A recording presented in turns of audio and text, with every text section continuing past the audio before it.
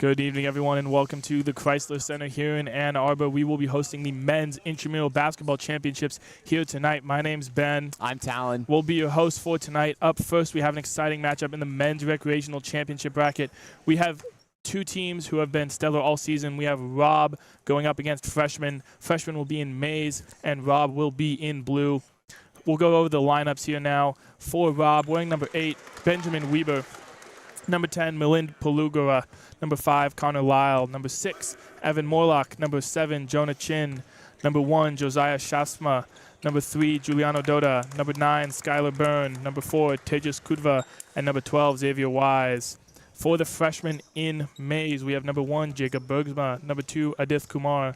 Number 11, Blake Lewis. Number 12, Grafton Irvine. Number 10, Isaac Beckman. Number 4, Jonathan Tunney. Number 8, Luke Gezi. Number 5, Michael Aiello. Number 7, Noah Arsulowicz. Number 9, Theodore Sherman. And number 6, Zach Mohammed. Talon, as we get ready for tip-off, have you been able to watch any of these teams so far this season? And if so, what do you think they're going to be able to do well? Yeah, I'm actually familiar with both of these teams, Ben. I've been able to see them multiple times throughout the season, and I will say that the freshman team, as deceptive as it may be, are actually not freshmen. They are very well experienced on this court. They have had that name since their freshman year. Most of these guys are actually seniors, and they are playing out of their minds this year. They have a lot of height. They have some guys to watch out for. I mean, Jacob, number 1, Jacob Bergsma, he has been playing really, really well, being able to go up to put those shots in, be able to tip in, play spots in the paint. For the blue team, Rob, we got Jonah Chin on there, number 7. Hopefully he'll get to see the court when we get the time there, but he's been playing really well as well. So it'll be exciting to see as things get started off and things go with a very fast clip. But we'll see how things roll out here, Ben. Tip-off one by Rob. Drive inside, not able to get the call, and there's Jacob with a big rebound. Freshman looking to push the pace up the floor. We already see a lot of energy. Settle for a quick 3. No. And a good board there. Good board there. That's going to be something hey, that's different in Crisler Center than it is in the Intramural Sports Building, where most of these games are held throughout the season, is that our three-point line here is significantly further back. So you'll see teams trying to shoot that 3 ball there as Rob steps on the baseline, ball towards the freshman. But you'll see that they take a step back, and that shooting that depth there is going to be a big challenge for a lot of people to change up to see if they're able to make those adjustments that they need. There with a beautiful lay. And number 2, Adat Kumar making that jelly look too easy. Oh, right there. Left it a little bit short there. Freshmen are able to come up with a rebound. Pushing it there. Jacob up to the lead. Great pass. Unselfish basketball there. Quick 4-0 lead there for the freshman. Really good start there so far for the freshman. Able to get a couple good looks. Another thing also, we talked about three-point line being further back. Sight lines are a lot different. We're used to a much more cramped intramural space. This is just a huge, obviously, varsity-level gym. So those long shots, we've seen teams struggle with those in the past at championships here. Ball out of bounds will stay with the freshman. One thing to note here, it'll be interesting to see how many substitutions each team uses. They both have a pretty full bench. A lot of players, 5 each, it looks like, bench on each team's. But so far, no subs. There, bad entry pass there from the top of the key. I mean, he just left him a little bit too far. Wasn't able to snag that and bring that in one-handed there. But good. Rob bringing up the ball. Number 1 there, Josiah Skafsma. Hopefully he'll be able to do something. Looks like he's been their main ball handler throughout the year, but looks a little shaky there, trying to make some things move off to the side of the wings there. Brings it back up to the top.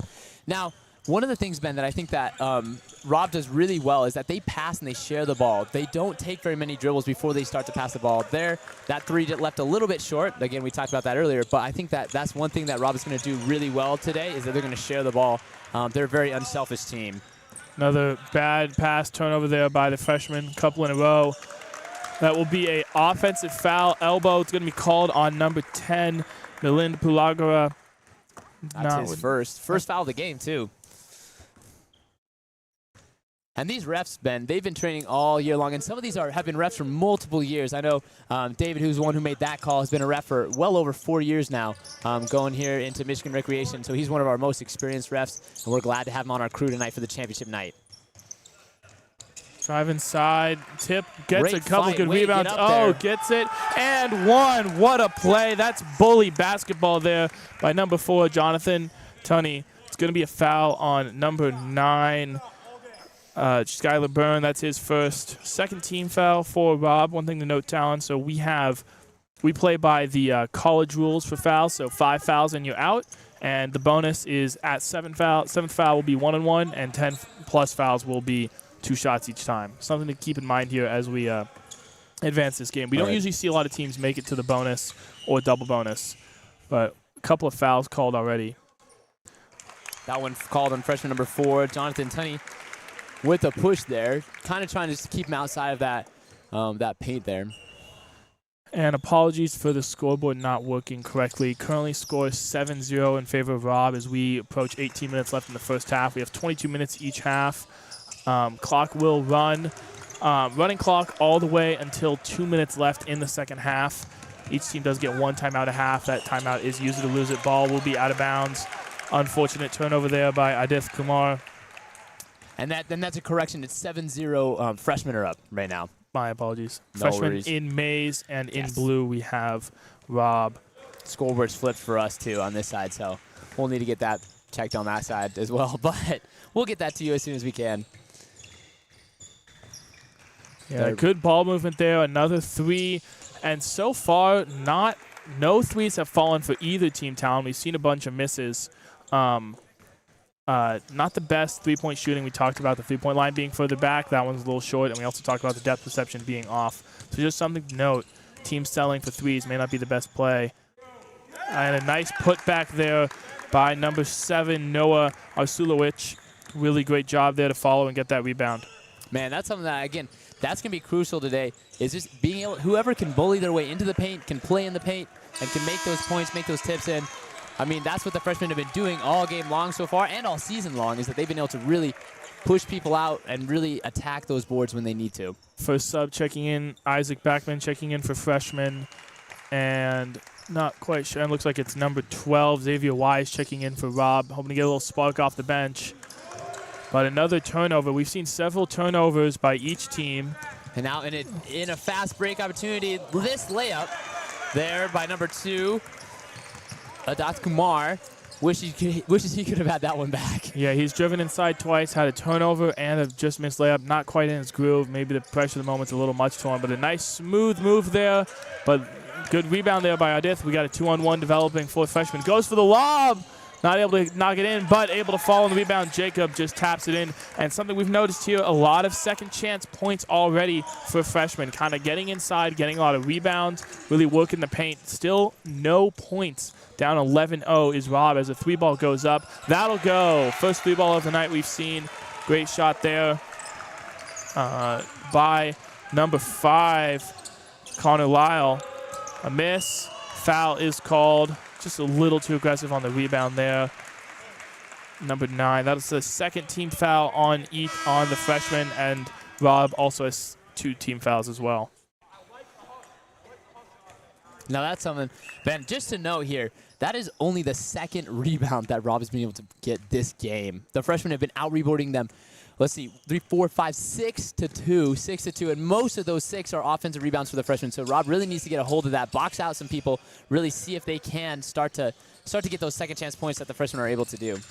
Yes, and in a lot of the games I've officiated this season in basketball, the team that gets more second chance points generally seems to be the team that wins. That will be a foul on number 5, Connor Lyle. His first, Rob's third, as we get to 14.5 minutes left in the first half.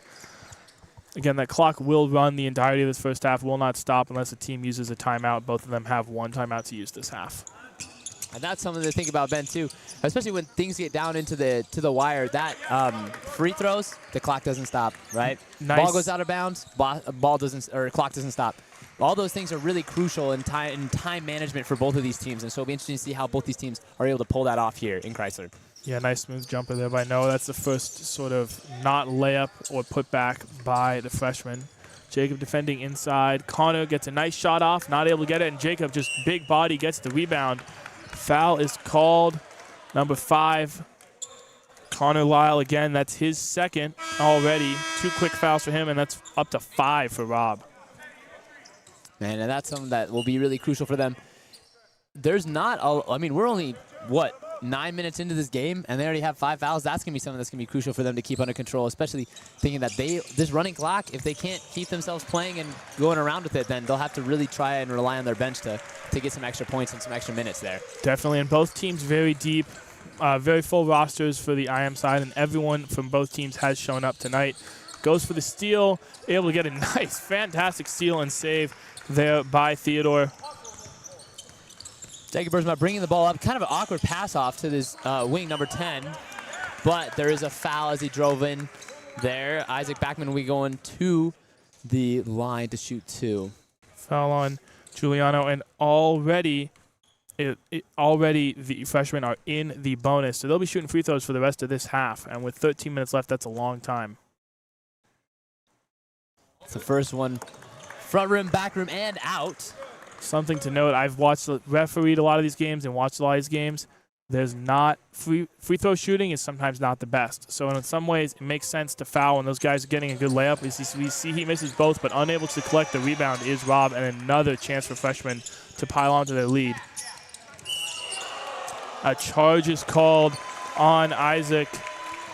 Man, and that was just an unnecessary foul. I mean, he really had him beat. He just did not need to. He just extended that arm, and that's why the ref called that foul on him. But good positioning by Josiah to get in front and take that charge as well. Way to be unselfish for your team here in the championship. That matters.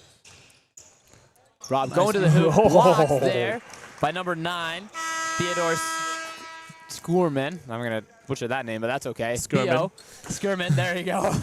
Theodore Skurman going up, meeting him at the rim, blocking that ball out. But it will remain with Rob. We'll see what they're able to do with it. Rob's been really just kind of touching on the outside of the 3-point line. They really need to get something down low to see if they can get some points off of that. They have one made basket, and it's a 3. A nice real drive inside, but just not able to get the fall, and the freshmen get the rebound. They're pushing the pace. Driving inside, going all the way coast to coast, getting the and one is number 7, Noah Arsulowicz.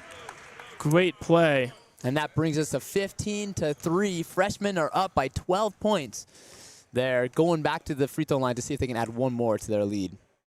Yeah, it's been all freshmen early, but going to see what Rob can do as the free throw goes. Going to see what Rob can do to get back in this one. They might want to see a big 3 here from one of their players. Here's a chance. Not quite, but a good rebound. Air balls go to the offense. And way to hustle to the board there. Josiah get a nice rebound, knock it in. Looks like Rob is going to add a little bit of kind of full court pressure there. Just one person just to see if they can kind of start getting the freshmen to make some mistakes here. 3, Ball's up. Another air ball. This one not to the offense, but inside Jacob. Able to get the rebound. Hear the fans letting him hear it. We haven't seen Jacob touch the ball a lot. He's gotten a lot of rebounds, and it looks like he's just kind of wreaking havoc down low. Shot, and that'll go home. So far, It's been a great showing from Noah. He's been really good. And that was a crazy shot to go into. I mean, Rob had his hand in his face, getting ready there to block that shot, but he was able to make that down anyways. Not the best shot there. Long up-court pass. Driving inside. Blocking foul is called on number 12, Xavier Wise. Good drive inside there by number 4, Jonathan Tunney. Going to the line to shoot 2. 8th team foul already. The first is good there. Subs coming in for Rob here.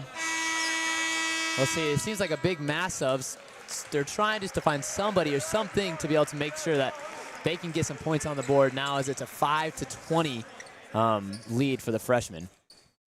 Yeah, looking to get a little organized on the rebounds here and make sure they get their subs all sorted out as well.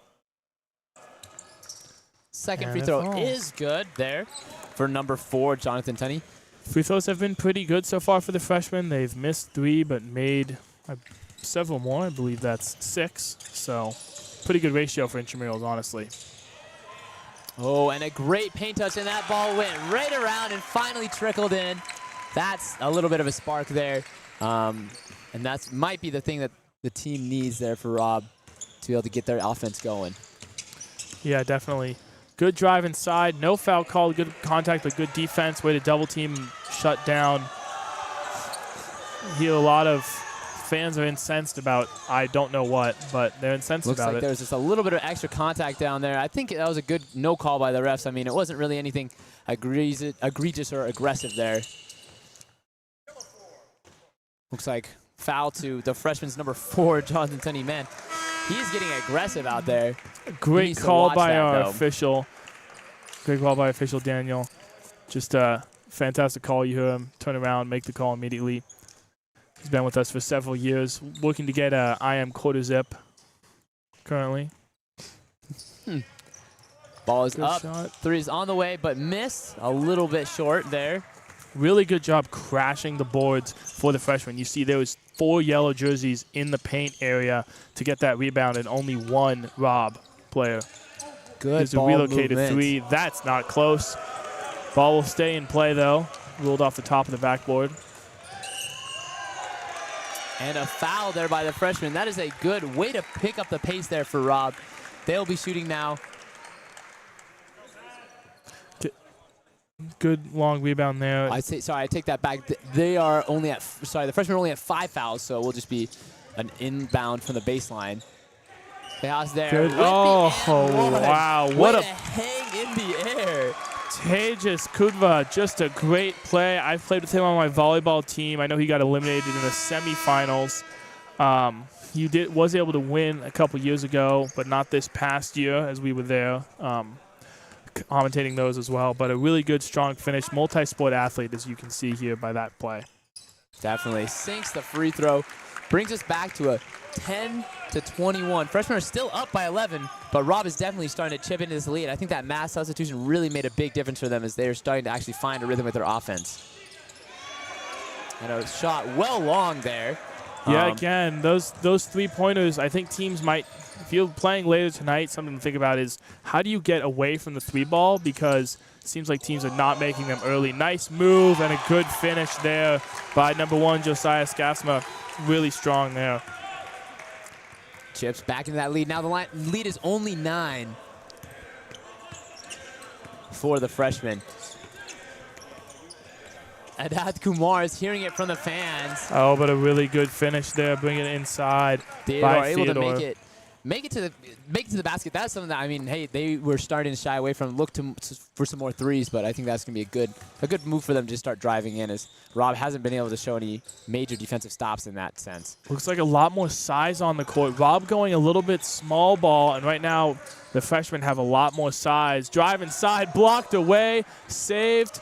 Dribbling up the court now, looking to push the pace as freshmen. So we'll see if they go for that bully ball inside with their size. Cross to Jacob. He's looking to drive inside. Kicks it out. Shot. No. And a good rebound by Tejas there.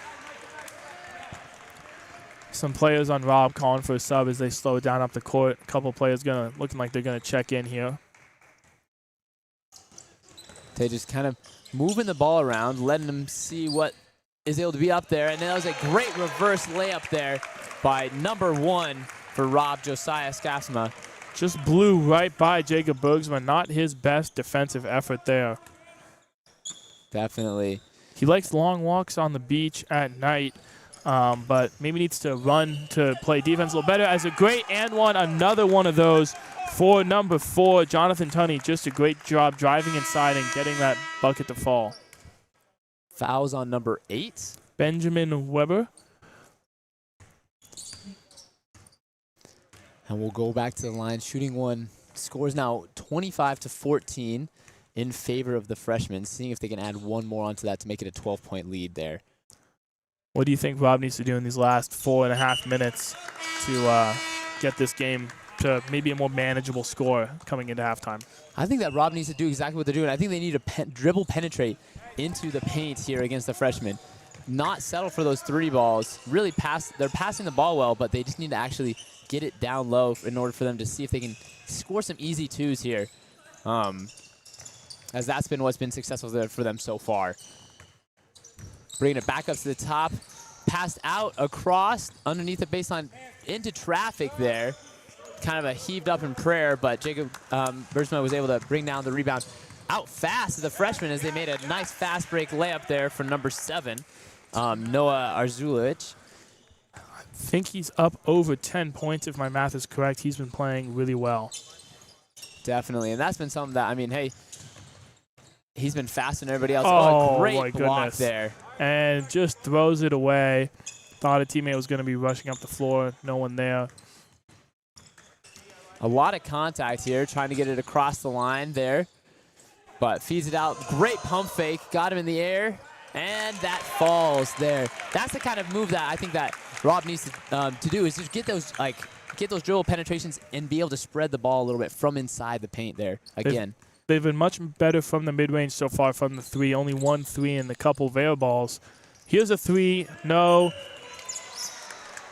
Foul called on White, number 9. That's another foul on Theodore. That's his second. And that does put the Rob in the bonus for the remaining 2 minutes, 40 seconds of the quarter. Half. My apologies. Now, Ben, you want to know something interesting about this this Rob team as they're in blue? Oh, dear, that was a little bit of a miss shot. But one of the interesting things is that they're from quite a wide variety of places. I mean, we got some people from Milan, Michigan. We got from Westford, Massachusetts. From Chicago and Erie, Michigan, some even from Ann Arbor, but most of the players here are all hometown people on both teams from the state of Michigan. And so a lot of these people have actually played against each other in multiple divisions in high school, which is kind of a cool, interesting thing to see them face off again against each other here at Crisler for the Intramural Championship. Pretty cool story. Pretty cool for teams to be able. Misses the first of the 1-and-1, so no second free throw. Bringing it up the court is Josiah Shaftsma. Taking a deep shot there. Wasn't a bad shot, but I think it's a little bit too deep as of right now, especially since none of those have been falling as of late. Yeah, definitely true. Kind of see teams maybe start to pull back from 3. Maybe we see a zone coming in later just because the 3s have not gone in. Jacob gets blocked, and the ball will eventually be taken fully by the freshman. Foul there. Another foul there on Noah. I think that's timeout for blue. They're looking to, I think they'll be shooting, I believe they're shooting free throws.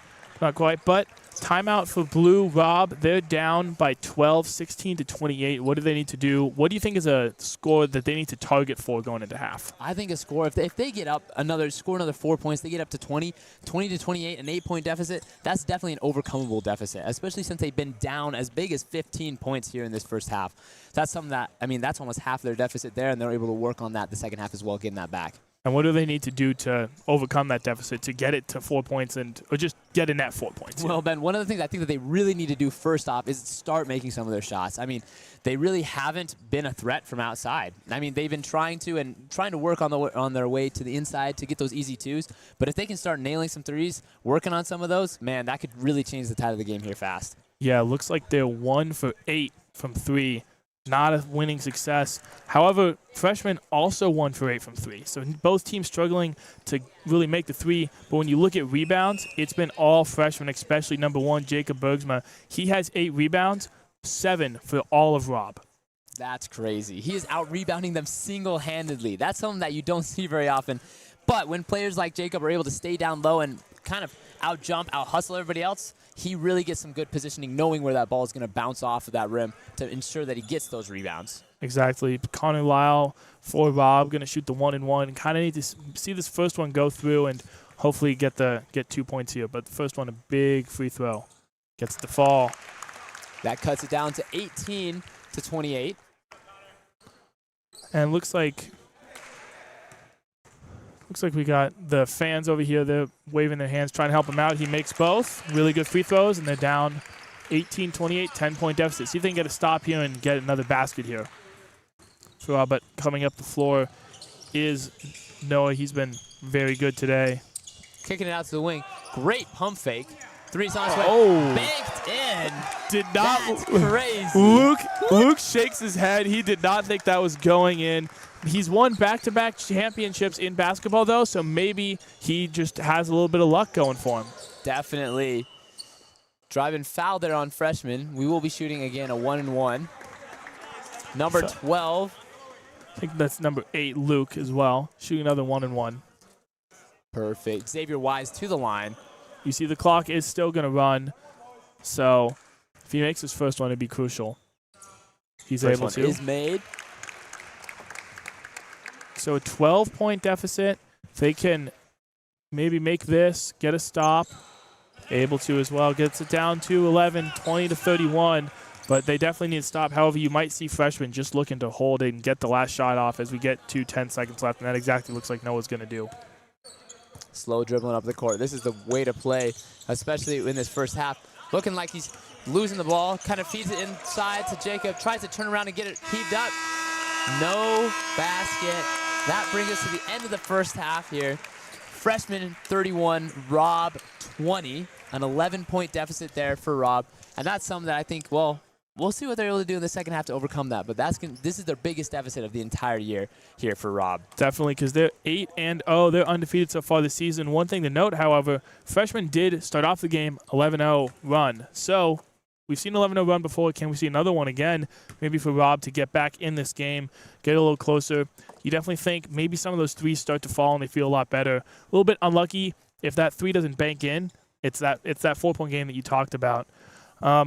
Anyways, we'll be right back with a couple of interviews and some sideline reporting after the break here. Again, we have the score 31-20 in favor of freshmen against Rob in the Men's Recreational Championship here in Crisler Arena in Ann Arbor.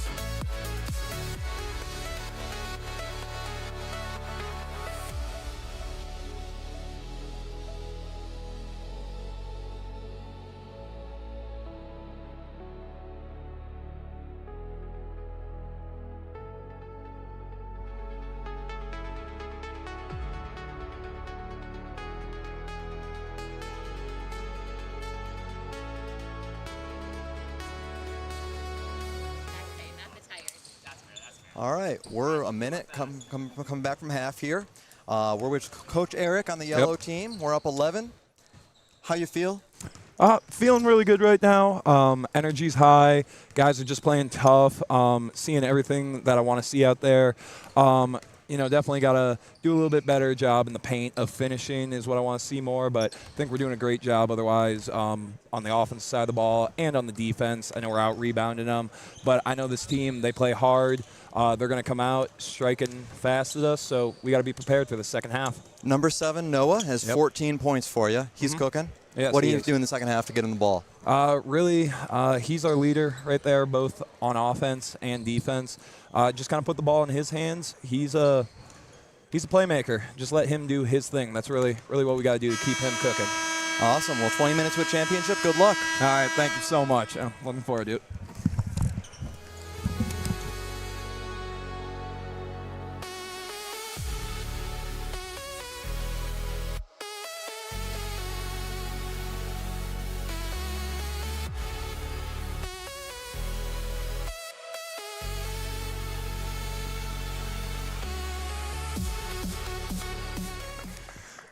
Good evening and welcome back to Crisler Center in Ann Arbor, home of the national champion Michigan Wolverines, looking to crown some intramural champions tonight. We have the men's recreational championship between Rob in blue and the freshman in maize. Currently scores 31-20 in favor of freshmen, and they'll get the ball coming out of half. Perfect. Ben, one of the things that I think that Coach Eric really mentioned on is making sure that his playmaker there, number 7, Noah, is able to really make some big plays here. And we'll see what they can do to get that ball into his hands. Right now it looks like Rob has entered into a zone. So let's see if the freshmen are able to kind of change that around. Shot is up. Left a little short. Both teams shooting abysmal from 3. But much better rebounding by the freshmen, so they're able to get those second chance points, and they've been knocking those down most of this game. But a nice drive inside, and one opportunity for number 9, Skylar Byrne. Great drive inside, a great find on the pass. Couldn't quite see who got the assist, but that'll be a foul, first foul on the freshman of the half. Skylar shooting, he free makes throw it. is good. Taking it there. Subs coming in there for the freshman. Number 10, Isaac Backman coming in. Let's see what he's able to do. He went out early with 2 fouls really fast in the game. So we'll see if he's able to keep himself into the game longer to see if he can play some more. Exactly. We see kind of that zone again you mentioned with Rob. Just letting them shoot the threes. They know that so far both teams have not been doing well. Maybe this zone will help them rebound. There's a 3. That will find it. I guess it doesn't matter with Noah. He's going to knock anything down. Definitely. And there, we now have 17 points there from Noah. That is over half of his team's points right there. 34-23 lead for the freshman. Tough finish there for number 5. Yeah, great drive inside by Kyle, but set up by a fantastic screen by number 6, Evan. And he's getting married in May, so shout out to his fiance, Sydney. Hope you're watching this, maybe live, maybe on the stream, but he wanted us to shout you out and congratulations to Evan and Sydney. Definitely, and that's kind of special, you know? Doing in May, graduating, then going to get married. That's kind of a fun life plans for the next little bit. Yeah, he's in the corner looking for an open shot.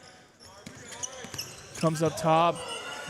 Push-off called on number 10, Milan Pelaga. That's his 3rd foul of the game. It looked like a pretty obvious push-off from here, sort of, maybe a little too similar to MJ. Definitely. And our referee, Daniel, being able to make that call and explain it to him, too, really calmly and know exactly what's going on there on the court. Yeah, he doesn't love the call, but I don't think any players loved an offensive foul call against them, and that ball is tipped away. It'll stay down here with the freshman. Something to note here, no worries about shot clock. There is no shot clock here in intramurals, so these teams can dribble it out as much as they want. You don't see a lot of teams do that, but definitely no incentive to rush your shot. It's okay to look for a good look. Foul there on number 1, Josiah, his first. And that was honestly a good foul. I mean, hey, he's going for the ball. He's being aggressive. That's what Rob needs to do if they want to get back into this game now. They're only down 9, 25-34. Let's see if they're able to make something happen here on defense. Definitely. 3-second call. Turnover. Yeah, 3 in the key call there. Again, nothing gets past the hawk eyes of Daniel. And here's a chance maybe to cut into that lead, get it down to 7, maybe even 6 if you're Rob, as we see Evan dribbling it up the court. He kicks it out outside. 3, he's thinking about it, does not take it. Fancy dribbles and passes it off to a turnover.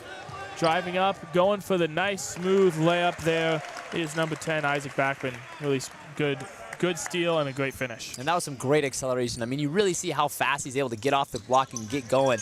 Nobody was going to be able to catch him on that. Yeah, that foul will be called, driving inside. Foul will be on number 10. He rushes back and fouls.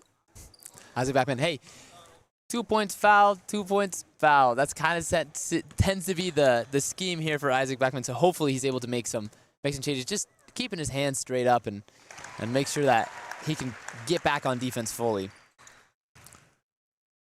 Great first free throw there by number 10, Malin. Score now a 10-point deficit and knocks it all the way down to 9. Now, since that 11-0 run at the beginning, it's been back and forth. It's been pretty tight, but just really cold shooting. A lot of missed threes starting out the game for Rob. They're still 1 for 8 from 3, and so we'll see if they can get a little bit better. Get something going. Freshman driving off of the elbow, leaves it a little bit short. Rebound there by Rob, able to secure that one-handed tip kind of away. Yeah, the start of the game, it was just, there's a deep 3. Cash! Great shot there by number 10, Milan Pelagre. He's in foul trouble. He has 3 fouls, so maybe look for Freshman to start driving on him. Take him out of the game with the fouls. 5 fouls and you're out, similar to college. Good defense there by Rob, making sure that I like this switch to zone. Ooh. Yeah, that's going to be a foul every time. Helping his player up, though. Love to see that sportsmanship. Just a little too late there for number 9, number 9, Skylar Byrne. That's his second, team's third. And that's something that, I mean, Rob definitely needs to keep under control. They got into foul trouble really early last half, and so they need to keep that under control here. Make sure that the freshmen aren't shooting. A little bit of confusion as to who's off at the moment, but looks like they're able to get it figured out. Here they go. All set. Jacob to inbound here. Pass it up top. Nice fake move. Drive inside. Kick it out. Good move and a great finish. Wow, really good play there by number 2, Adif Kumar. Really good way to dribble around the defense and get a nice shot up. Handoff, dribble handoff. A great jump stop there by number 10, Millen. Millen able to make that a nice easy bucket by getting into that paint there. That's something that they'll need to make more of, showing that he can not only shoot it from outside but also from inside as well. Ball rolls around and decides to get kicked back out. Maybe a little bit of momentum starting to swing Rob's way. Down 6. Deep 3. Cash! And Talon, we got a 1-possession ball game for the first time since early in the first half. 35-38, able to erase that deficit. But ball is in Noah's hands. He goes for the answer. Oh, and it's good. That is a gutsy move right there, saying, watch this, watch me. Going crazy, Noah, taking matters into his own hand, making sure that he knows that this is for a Intramural Championship, and showing them what they're made of. Foul there on number 2. Adif Kumar. Second time this. My apologies. Don't know what I was saying there. Already have a national champion. Now Yes. we're counting the intramural champion. First shot is good. 36-41. Rob is down 5. Yeah, and the threes are finally starting to fall for both teams. We started out both teams 1 for 8. Ended up freshman finishing the half 2 for 9, but doing a little bit better so far. Makes both of them. Man, Rob has been a great free throw shooting team so far today. Both teams have not a lot of missed free throws, something unexpected. I guess that makes sense. Championship caliber team and another big 3 for Noah. He's definitely been their MVP. It's already up into 20 points. It's going to get to 23. Just fantastic. He's got over half his team's points. And that's crazy, man. I mean, that really shows how much of a prolific scorer he is. And being able to do it in all different kind of ways, too. Exactly. We've seen a couple threes from him in this half, but earlier in the first half, he was driving inside, playing some bully ball, getting and ones. He's looking for an ISO here. Might just be trying to take the game into his hands. That ball will be a turnover out of bounds. Really good defense. Entire team of Rob just getting in the way, putting their hands up, making him make a really would have been a fantastic play. And notice how they collapsed there on Noah when he started to drive. They know, the freshmen know that, Rob knows that Noah is their most #1 scorer. And so they need to be able to keep shutting him down as they keep going into the rest of the second half. For sure. Good back and forth so far. Drive inside and another turnover, this time going against Rob. Just a little unfortunate. You see a great defensive play. Milland maybe just trying a little too hard to force it back. He's been playing really well this half. Maybe he's just putting a little too much on his shoulders. Definitely. 7-point game here. Noah looking to extend the lead. It's kind of been all him this second half for freshman. He drives inside, gets doubled. Foul is called. Foul called on Rob, number 12, Xavier Wise. That's his third personal as well, 4th team foul. Fun fact about Xavier, I know he just got called for that foul, but he's actually from Hawaii. So this is a long ways away and also a lot different temperature-wise and climate here in Michigan. Ball bounces off of the freshman there. Turnover will be Rob basketball under the basket. Xavier goes to inbound it. Good to see they're letting him stay on the court. Evan bring the ball up. He wants to rep Mrs. Marnie's Daycare Center. A little bit of couple of contacts. Millen looking for the foul call. Not going to get it. Drive inside. Kicks to the corner. Left a little short. Good rebound. Way to secure that by Rob. Again, 3-point line a little further away here, so wonder if that's some of it. Good screen set. Looking to dribble inside. Reverse layup. Nice shot there by Mike. My goodness. Nice shot there by Connor Lyle. Really good swing. Really good reverse layup. All of the above, Ben. I definitely think it was a great thing, whatever it was. So, but leading us down, I will say, as another foul is called there on Rob. I think that's on number 6. Yep. On number 6, Evan Morlock there. From Mrs. Marnie's Daycare Center.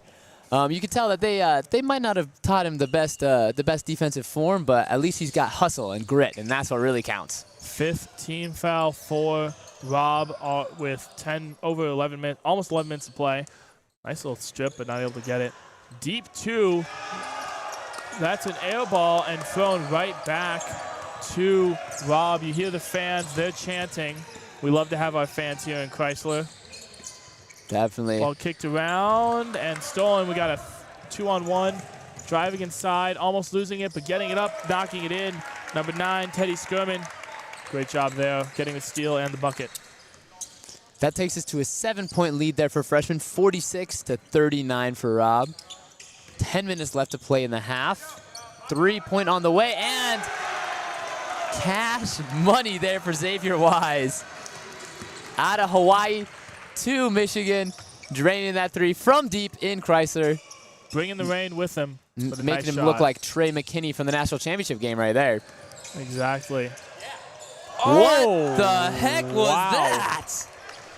That looks like he thought he was fouled, trying to get the foul call and get a couple shots, but he just makes it anyways. I guess when you have a player of that caliber, that's what's going to happen. But a 6-point lead for the freshman.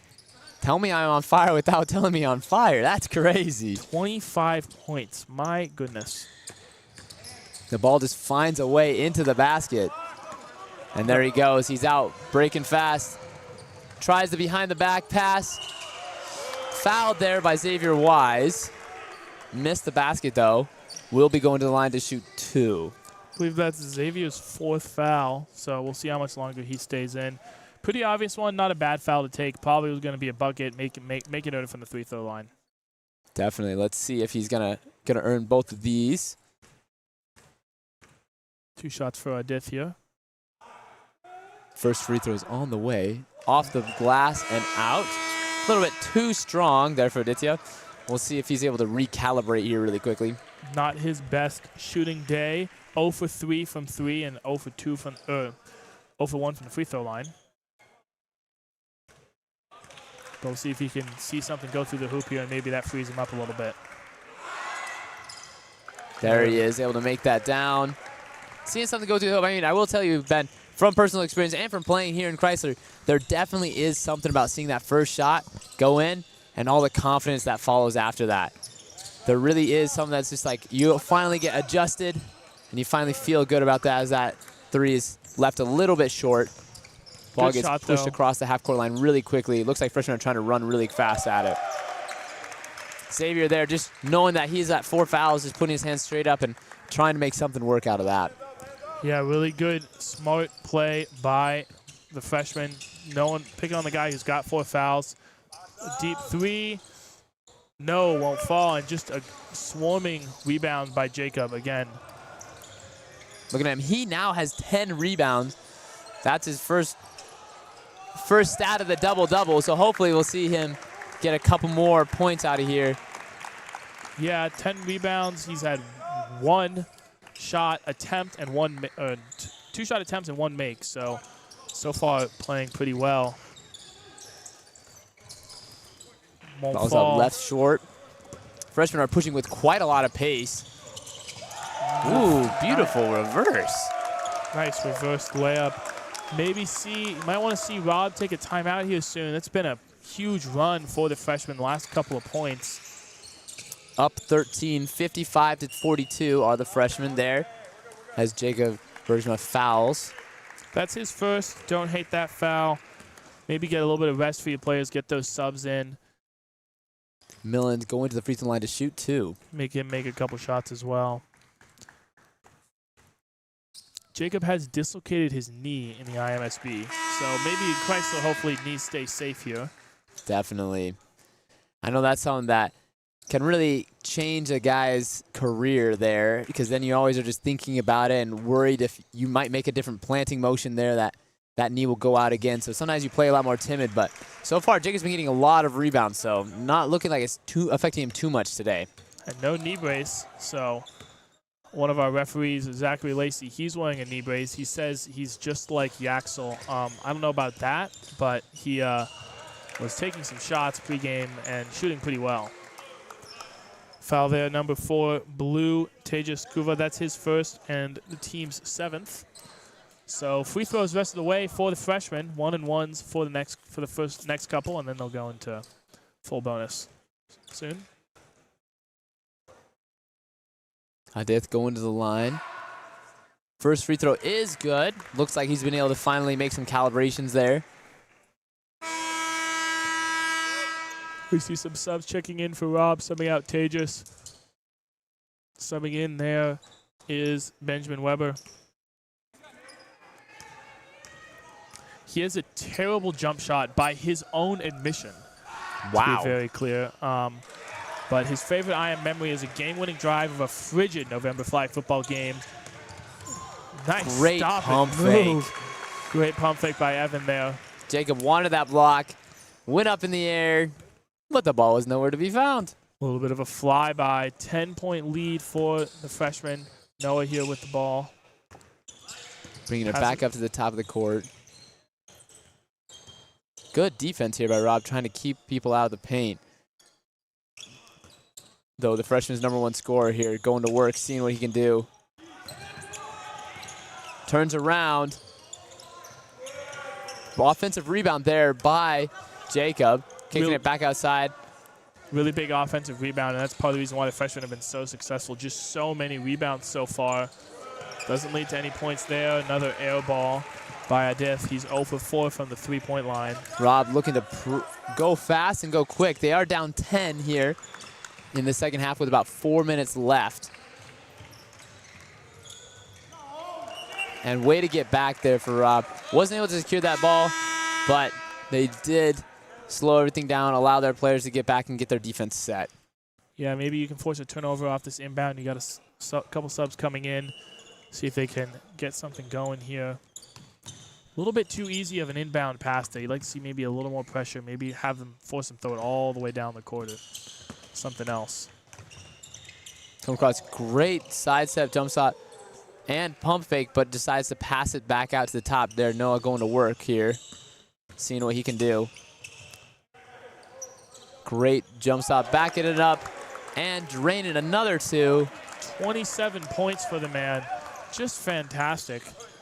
He's looking to try to get back to that halfway mark of his team. Deep 3 won't go. Good rebound, but just unable to be corralled. We've seen a lot of airballed 3s tonight, Talon, and you got to wonder if it's that 3-point line, if it's a depth perception, if it's a combination. Definitely. There's definitely something in the air tonight, but I think that as we get the night on, as teams get more warmed up, that we'll hopefully see a little bit of better shooting here coming up in future games. Yeah, another shot for Adith. Won't go. Rebound corralled there by number 1, Josiah. Trying to take it all the way himself. And it turns out to be a jump ball.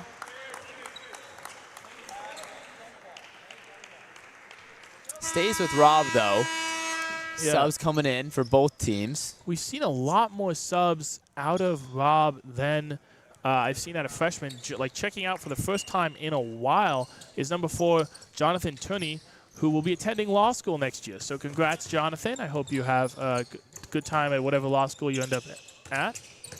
That's a hard thing to do. I mean, hey, 3 years, their studies are super rigorous, but apparently he could do it on the basketball court as well, too. So both a student and an athlete. Knows the student comes first, but looks like he's hoping to take home an intramural championship here as Noah drives inside, jump shot, loses it, but tips it back to his team. Just great hustle there.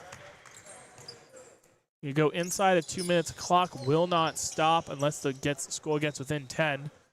Currently, it is a 12-point lead for the freshman, 58-46. Goes over to Jacob. Looks like they're just trying to kill some time here, moving the ball around. Hopefully, Rob will start getting up and fouling. There it is. Foul there on number 6, Evan. Sent into the line to shoot a 1-and-1. Number 10, Isaac Backman, will be going to shoot. We'll see if he's able to capitalize here.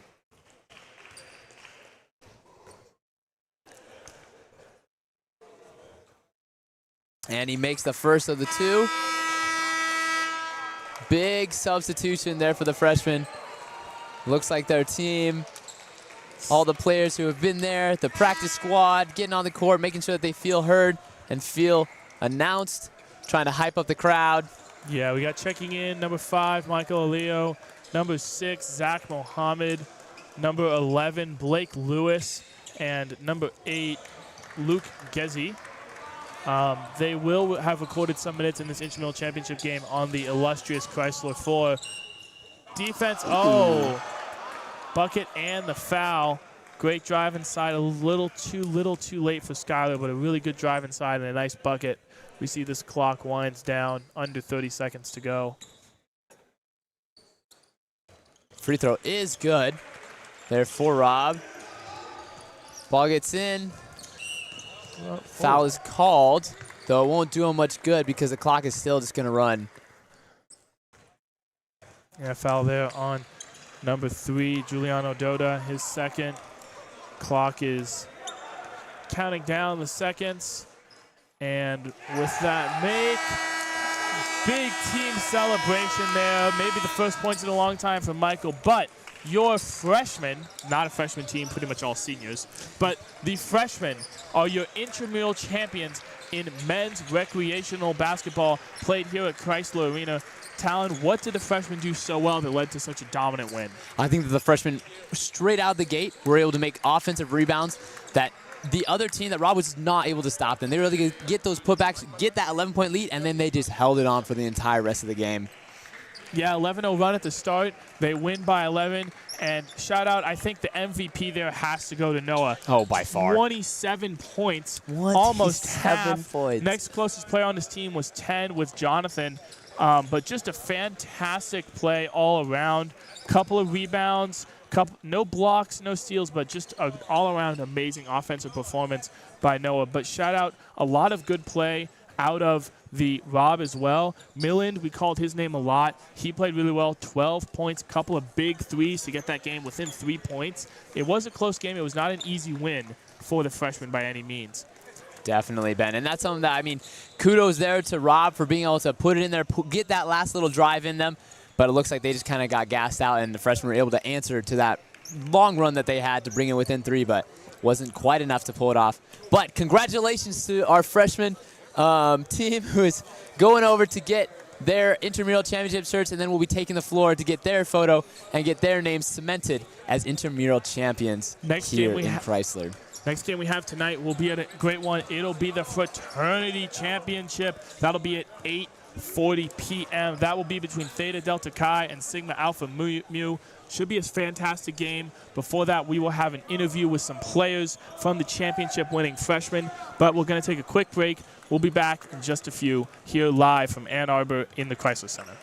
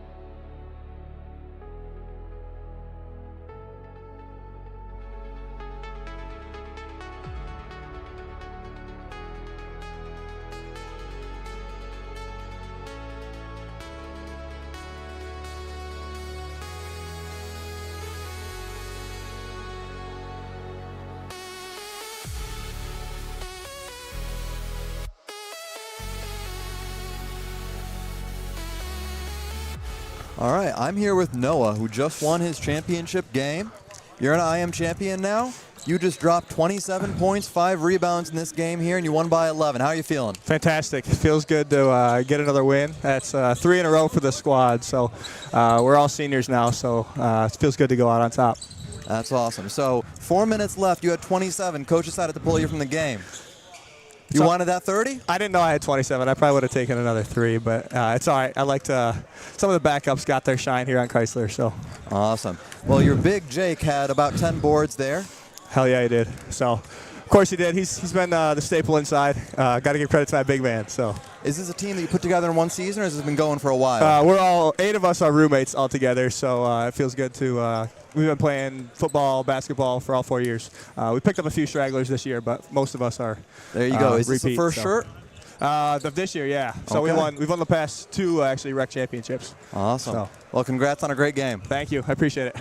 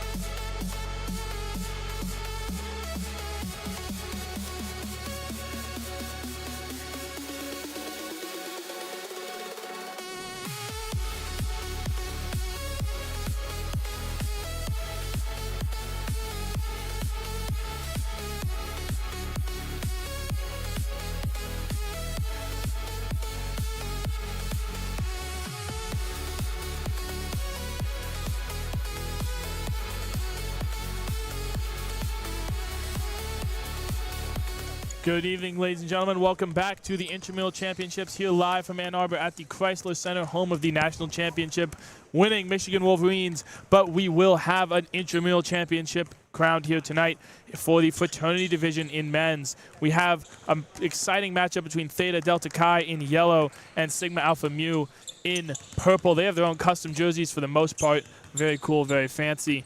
Talon, what do you think is going to be a big decider in this match? Definitely. Ben, I think one of the things that's going to be a big decider is the physicality of this game. I think that one thing that both teams need to look for is how to get down into the paint and how to post up, but also how to get rebounds. I think that the team that is able to be the most physical will be the one that wins out here today. I haven't been impressed with their team shooting in warm-ups today. Plus, being in a new arena, especially with that kind of depth perception off, that could be a really big thing for shooting as well today. So we'll see if both these teams are what they're able to make out of it. We'll go through the starting lineups here in yellow. Theta Delta Chi for number 7, Charlie Gorsica. Number 6, Arya Bose. Number 12, Caden Lewis. Number 1, Louis Lenardi IV. Number 4, Reed Kruger. Number 10, Ethan Saul. Number 11, Max Kramer. Number 9, Charles Niehaus. Number 5, Derek Lantner. And number 8, Dawson Sharpley. Moving over to Sigma Alpha Mu in purple, we have number 27, Ariel Legerman. Number 3, Derek Sale. Number 25, Theo Brockman. Number 14, Blake Safferstein. Number 31, Ben Cohen. Number 16, Max Garmisa. Number 2, Ben Schwartz. Number 33, Mason Goodstadt. Number 32, Justin Bolton. And number 11, Darren Robbins. Should have a great matchup here tonight, Talon. Two teams, they've been playing really well all season long. Fantastic game coming up, both undefeated. So on other sides of the bracket, haven't played each other yet. Should be a really fun matchup tonight. We've got a good crowd on hand for the Intramural Championships already. Talon, do you think the jerseys for Sigma Alpha Mu are underrated or overrated X factor in determining how well they're going to play tonight? Oh, I think this is a major underrated factor. I mean, just the fact that they have them shows team unity and shows that they care about this championship, that they care to win this game. And so I think that kind of will prove a point, and it is also the intimidation factor for the other team. I mean, hey, it shows that they're organized, so we better get up there too. So we'll see what happens. Exactly. Makes our jobs a little easier because they all have nice, clean jerseys, all with nice numbers on the back.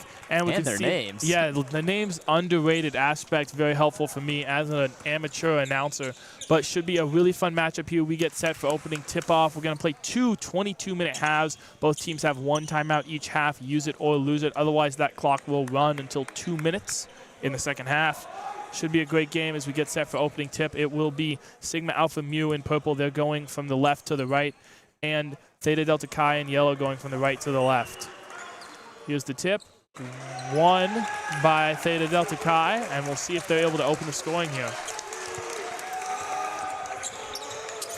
Theta Delta Chi starting out strong, making their presence heard, trying to get it over onto the wing and seeing if they get some off-ball movement here.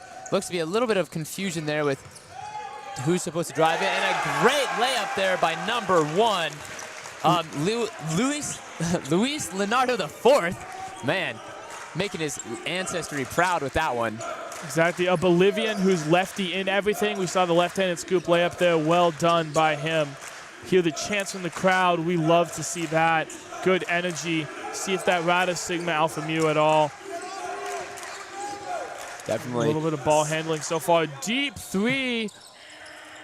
Won't go. A little bit early call on the buzzer sound, but not able to find it. Definitely. And as was said earlier, most of these games throughout the season have been played in the intramural sports building where the 3 is actually the high school 3-point line. But here in the Crisler, we are playing at the college 3-point line. And so we'll see how teams are able to adjust to make sure that is different. There's a traveling violation turnover there by Theta Delta Chi. Ball towards Sigma Alpha Mu. We saw truly horrific 3-point shooting in this first matchup here. We'll see if it's any better tonight. Talon, I don't think it will be, if I'm going to be honest. Honestly, it's only about once the second half hits, people will finally start realizing that that 3-point line is not the best place for them to get their points, and they need to take a little bit of a step in. But we'll see if these teams are able to make those adjustments. We'll see drive inside, really good pass, but just loses it. Looking for a foul call, not going to get it. Oh, ball good cross court skip pass, no look pass, almost turned away. Drive inside, foul will be called there on number 8. of yellow, Theta Delta Chi. That will be Dawson Sharpley, his first. Ball will go out to Sigma Alpha Mu on the baseline. We'll see what they've been able to draw up and do here. Looks like they're just going to kick it out. Always look for the ball to go back to the inbounder as he gets around underneath. Maybe a little bit of isolation play here. We'll see if that's an advantage or a disadvantage for Sigma Alpha Mu. Great strip there. We'll Call stay there. is staying with Sigma Alpha Mu. And checking with our replay booth in Milwaukee. Correct call there by the officials. Definitely there. Great eyes. Way to see that that ball did come off and be able to be poked out there, but tipped finally off of the last hand there by Theta Delta Chi. And a great 2-point layup there for Sigma Alpha Mu. Really good inbounding play there. Just a wide open layup. Good off-ball screens. Lots of movement, lots of physicality here, lots of set screens. Theta Delta Chi tends to like that double screen if they can get it up at the top. So far, Sigma Alpha Mu has been fighting through the screens, not switching. Definitely can help shut down the shooter, but can lead them open to drives. So far, not a very high-scoring game. Looks like a little bit of a collision there between teammates. Dribbles up, a great shot and one. What a great, strong finish there by number 16, Max Garmisa. Foul is called on Theta Delta Chi. There, that'll send number 16, Max Garmisa, to the line to shoot one. See if he can capitalize on this and one opportunity. The old-fashioned three-point play. Takes a couple dribbles. On the way. And that ball bounces out. Crowd, you can tell, is obviously pleased by that. We've seen a lot of missed free throws throughout the intramural season. This first matchup tonight, men's recreational had a lot of made free throws. We'll see if we regress back to the mean here with the fraternity championships. Some of his teammates there from Sigma Alpha Mu calling for the ball down, trying to get things fast, but Garmisa telling him no, let's slow it down, which I think is a good move. Let him see if they can get something going here. Calm it down. Garmisa getting into the paint. Oh, and just leaves it a little bit outside. That ball just didn't sit He was the way he expected to. driving inside. It looks like that's what he's going to look to make his points. That good drive inside, good play. They're just not quite able to get that one to fall. Maybe a little bit of nerves here, first time in the Crisler Center. Definitely, and we're only 5 minutes in here, Ben, but I definitely expect to see some of those go down later in the day when those players are able to make those adjustments to make that happen. This is the first time. Good drive, good cut inside. Couple of offensive boards, not able to get any of them in. But you think that number 4, Reed Kruger, is going to make those shots in the future. First, 3 ball of the night. Won't go. Rebound handled by Theta Delta Chi. Here's Max on the fast break. Drives inside, gets it poked away. Goes inside, gets the shot to go. Tie game at 4 as we get to 16.5 minutes to play in the first half. Definitely, and that was just a great vision. Just way to be able to see his teammate out there. Tied up 4 apiece. We'll see if Sigma Alpha Mu is able to do something here to change that. You hear a lot of complaining from the bench of Theta Delta Chi. I don't know what. Looked like they were trying to call that he stepped on the outside sideline there. Yep, and he did on that side. That negative step there, Ben, that's a crucial area, especially with that three-point line being pushed back there. Like, a lot of players don't know that sideline is right up there next to the three-point line there. Definitely something to look out for. You want to use the whole court, but you don't want to go off it. Exactly, and that leads to a crucial turnover that was just not what coach wanted there from the sideline. Definitely not. We see a couple coaches on each team dressed to varying levels of fanciness. A good steal there underneath by Max Garmisa, pushing the pace, driving inside. Bolton kicks it back out over to Brockman. Back and forth, they ping pong. Brockman getting it into the paint touch. This is exactly where Sigma Alpha Mu needs to look for to get some of their points. Not quite there, and that's sort of the range of close to the range of a normal three-pointer at the IMSB, but that's a 2 here in Crisler Center. Definitely. Theta Delta Chi coming up the lane, trying to see if they can get something going. Gets blocked. Big block. Their coach is getting a high piece, jumping up and down, clapping. getting loud, blocking our view of the court as well. Be nice if he stood a little bit further back. Good drive inside, not going to get the call. Looked like he was just fishing for a call there, not going to get it by our officials. Max inside, layup goes, looking for the and one, but a great job finishing inside. Definitely, Ben, and that is something that, I mean, he has been doing well all season. He's been able to make those plays at the rim, especially there with his right hand, that he's able to kind of go with that direction, go on to the left, but still be able to finish with his right hand. Ooh, there with a lot of physical contact there. But Sigma Alpha Mu is not able to get the lucky bounce there that they're looking for. Zachary Lacey watching that ball, not going to make the call. These refs are not going to call it like it's SGA out there on the floor. We're going to call a clean game of basketball, but you're not going to be able to foul bait. Looks like there's a foul there on Sigma Alpha Mu, number 32. 32 on the push. That's Justin Bolton, his first, team's first. Subs coming in here for Theta Delta Chi. Number 12, Caden Lewis entering the game for the first time. He wants to, he's from Soaring Eagle University, Coldwater, Michigan. So we'll see if he's able to soar to the rim and get a couple points. I see what you did there. Fun fact, my high school was actually also the Eagles. I feel like a lot of people can definitely say about that, but. A lot of Eagles, a lot of Knights. I went to the Knights, no Knights on this team. Drive inside, interesting pass. Kind of gets looked like it he back. just kind of chucked it out there, hoping for somebody to be able to make it there. Way to go to the rim. Just see that ball playing around the rim. Goes up, and Caden Lewis is fouled. Fouled there by number 25 on Sigma Alpha Mu, Theo Brockman. First free throw is on its way and missed. No good. Subs come in for both teams. Theo Brockman loves to cook, do yoga, and read. Maybe needs to spend a little bit more time relaxing, reading after this game to not commit the fouls like that. But also not a bad foul to take, making Caden Lewis make the free throws. And, hey, he only made 1 out of 2. Hey, that's true. That's better than giving him a 2. So the lead is currently 7-4 in favor of Theta Delta Chi. Looking to tie it here. No, well short. Again, there's that longer three-point line maybe coming into play, but a great offensive rebound and finish there by Derek Sale. Theta Delta Chi coming down the court, looking to get something going, hopefully reverting back to their kind of double screen that they've been used to using this entire season. Max driving inside, puts it up, no good. Rebound by Derek. He's a multi-sport athlete, folks. He's going to go to play D3 lacrosse next year over at Stevens. President of the club lacrosse team right now. So he's obviously very good at basketball. Nice steal, poke away there, and fouled. But a really good steal by Ethan Saul. 4 for 4 from the free throw line this year. Not going to get any free throws right now, but see if he can get some more later. Definitely, and that was a pretty hard foul there, but a good foul to stop that breakaway basket there by Sigma Alpha Mu. Yeah, definitely a hard foul. Want to make sure these players are being safe, so good call by the referees to get them to settle down. Drive inside.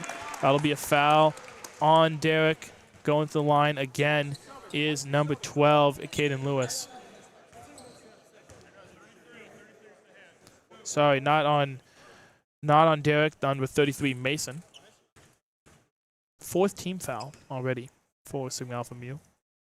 First free throw is good there for number 12, Caden Lewis. Let's see if he's able to make his second. He's come into the game, and he's really made an impact here right away. Really fast. I know that he started on the bench, but was really able to rise up to the challenge and has made some crucial plays here up at the boards when is needed.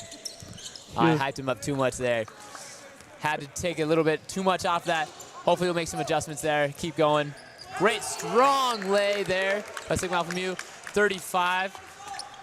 Great. I believe that's number, I think that was number 33, I believe. 33? Yeah, 33, Mason. He had the foul. Good to see his teammates get him the ball. He hustles down the court and is rewarded with a great pass and a nice basket after the foul.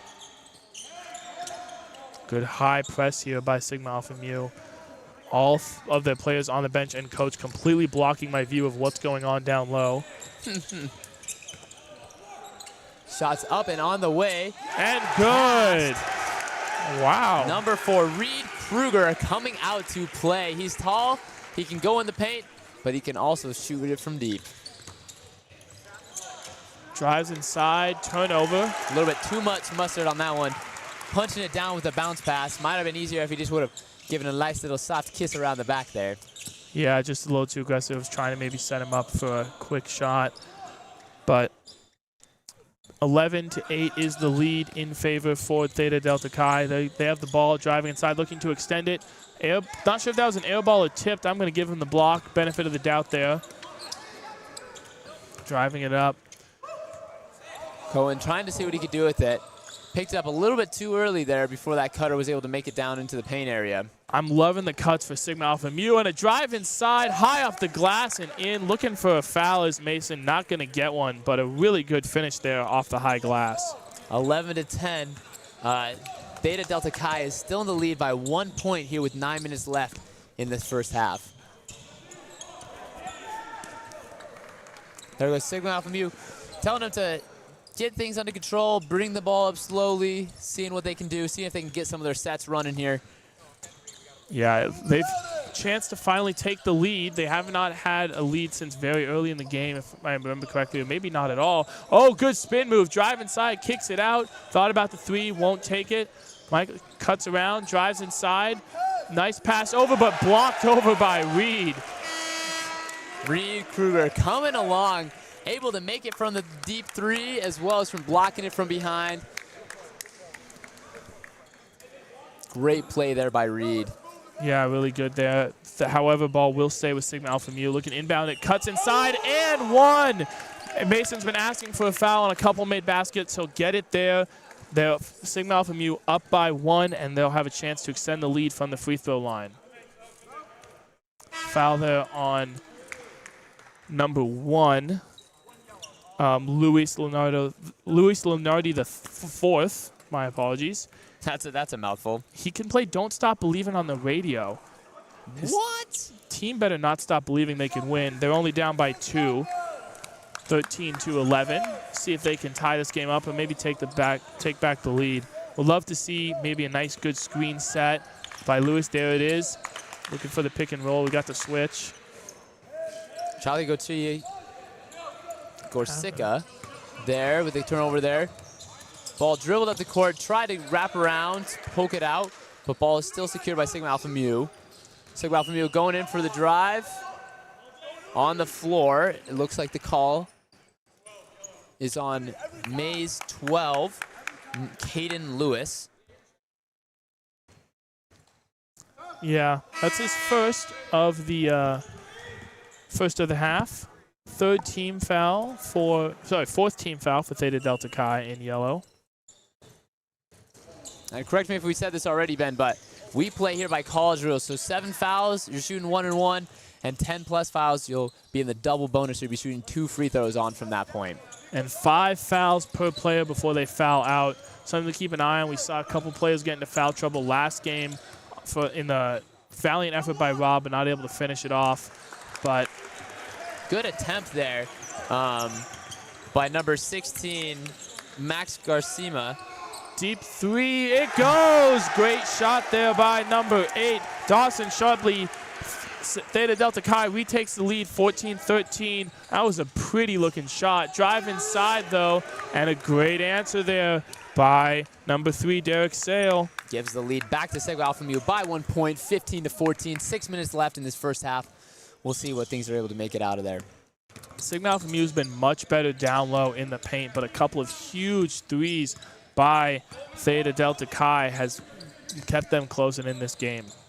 And most of Sigma Alpha Mu's points have come from Derek Sal or Mason Goodstat. So looking to see if Theta Delta Chi is able to minimize or to kind of lock them two down and see if they can force other people to make points and make plays out of there. Meanwhile, currently Reed Kruger looking to check back in. He's got 7 points for Sigma Alpha Mu. Foul is called. Coach for Sigma Alpha Mu can't believe it. That was pretty obvious to me. Foul on Mason. There, he was tugging on his jersey, wide it down with his hands. He knows it was a foul too. Shaking off. His coach saying, yeah, that was a foul, man. He knows it. Good foul to take. Hey, make make these players make free throws. We've talked about the issues for teams all season in making free throws. Charles looking to see if he can make them pay from the free throw line here. First one's good. And we're all tied up at 15. Back and forth game so far, really close. Some substitutions being made, giving the players some rest here. We got about 5 minutes left in the first half. We see Reed checking back in for Theta Delta Chi. He's been a really big presence on the glass, both offensive and defensive, and scored a couple points. Air ball. That is something you don't see very often. And in fact, a great job, great call by our referee, Zach, to know that if that ball does not hit the rim, it is officially a dead ball. So that counts as a turnover there for Sigma Alpha Mu. They will get the ball there on the baseline, and now they're dribbling it back here. Mason dribbling, surveying over to Derek. He's looking to drive inside. Gets past his man, stop and go, won't go, gets his own rebound. Looking to finish it again, kicks it outside. 3 ball on the way, just short. Again, that 3-point line a little bit further back, maybe struggling for players. It's going to go all the way up to Reed. He's going to get inside, gets the and one. Man, that was a great cross-court pass there by Theta Delta Chi. Being able to look and keep their head up on that fast break when everyone's pushing forward on that right side of the court. But then they were able to make it and get that cross-court pass across. That's just a beautiful assist there. You saw him calling for the ball, the pass there instantly. Oh, not quite able to get the rebound.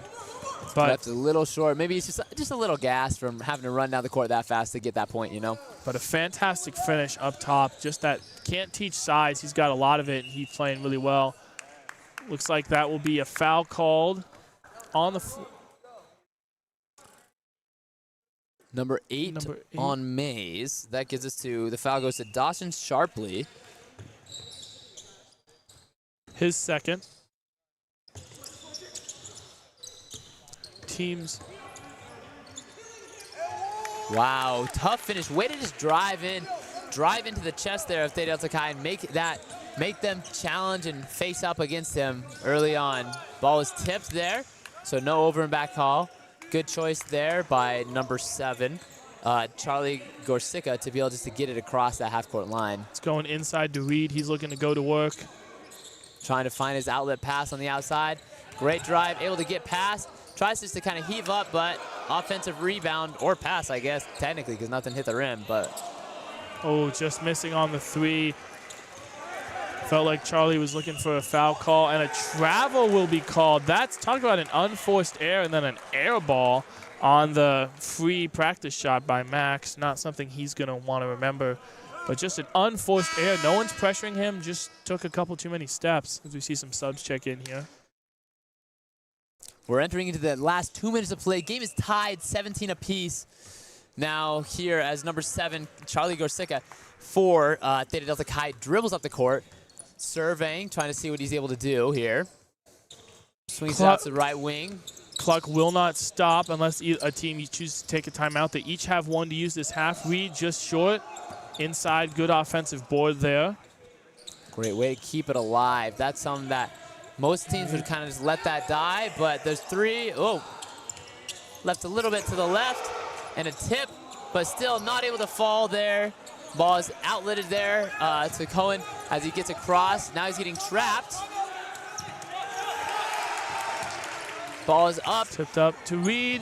Tips it out of bounds. 1:10 left to play. You heard the coach calling for the timeout, but it felt like the refs didn't think his player had firm control of the basketball. You need that to get the timeout. So we'll stay tied at 17. We go under 1 minute to play. This has been a back-and-forth game all night so far, Talon. Definitely, Ben, and that's been something that, I mean, was to be expected. And so we know that both of these teams are undefeated and looking to go crazy, trying to figure out what they want to do. Timeout, though, by Theta Delta Chi to kind of get their team, see if they can get everything set here before the last 47 seconds of this half. I mean, and hey, it is a use it or lose it, so I don't hate that call at all right there. Just let their players get a little bit extra rest before they jump into this halftime and get kind of some more full-time rest there. But Ben, tell me a little bit about what Sigma Alpha Mu is able to do to be able to get ahead in this game. Yeah, you know, they've done a really good job cutting, getting inside, getting open looks at the net. They've had a lot of good opportunities just right underneath the basket, and they've been able to make most of them. Just so I think continuing those cuts, I think it's big. They have a decent amount of subs. Just keep rotating players in, run the court, tire those big guys out. You see someone, just get those players who are guarding you, get them huffing and puffing, and make them, they're going to be lazier on offense if you just keep running around on defense. They got a lot of smaller guys, a lot of quick guys, and I think definitely just that off-ball movement, off-ball screens, keep running around. That's going to help them get those points. But meanwhile, if you're Theta Delta Chi, I think it's almost the exact opposite game plan. Spread the floor out, maybe slow it down a little bit. Let your big guys get to work. Let Reed get in there. Let Ethan get in there. Just a couple of players who are just a little bigger than the guys on the court for Sigma Alpha Mu. Let them work the inside of the paint, get shots up, get fouls, just keep working on it. Definitely, and that's been something that's been very interesting because Theta Delta Chi is actually the one who's been really pushing the pace there. So Sigma Alpha Mu, so let's see if they can start learning from their coach and making them push up a little bit faster. Whoa, a little bit off balance shot there by number 10, Ethan Sowell. Just not quite able to make it. Will be interesting to see if Sigma Alpha Mu holds it for the entirety, looking for the last shot in the half. We have no shot clock. So we'll see what the defensive and offensive plans here. Looks like Sigma Alpha Mu is going to keep it slow. Let that clock get down. Maybe try to get that last shot of the half unless they get a really good look. Not Definitely. a bad play. And in all here. honesty, I would even just like let them sit out. If I was their coach, I'd tell them to sit out until the final 10 seconds. Rich is going to start right here, and then now go attack. Go off the screen. Go look to see if you can get him across. Try to get a paint touch, but the three is on its way. Up, rebounded. Keep from past half court. Oh, that would have been fantastic end to the half. Interesting, Sigma Alpha Mu doesn't use a timeout. They could have used one there, taken a little bit of time, get a set play going, not able to do so. We are all tied up at half, 17-17, low scoring affair. What do both these teams need to do to kind of open up their offenses in the second half? I think honestly both of these teams are playing well. I think that they're playing at a slower clip than they could be. I think that they could be running faster. However, I think that both teams should be happy with the way that they're both performing.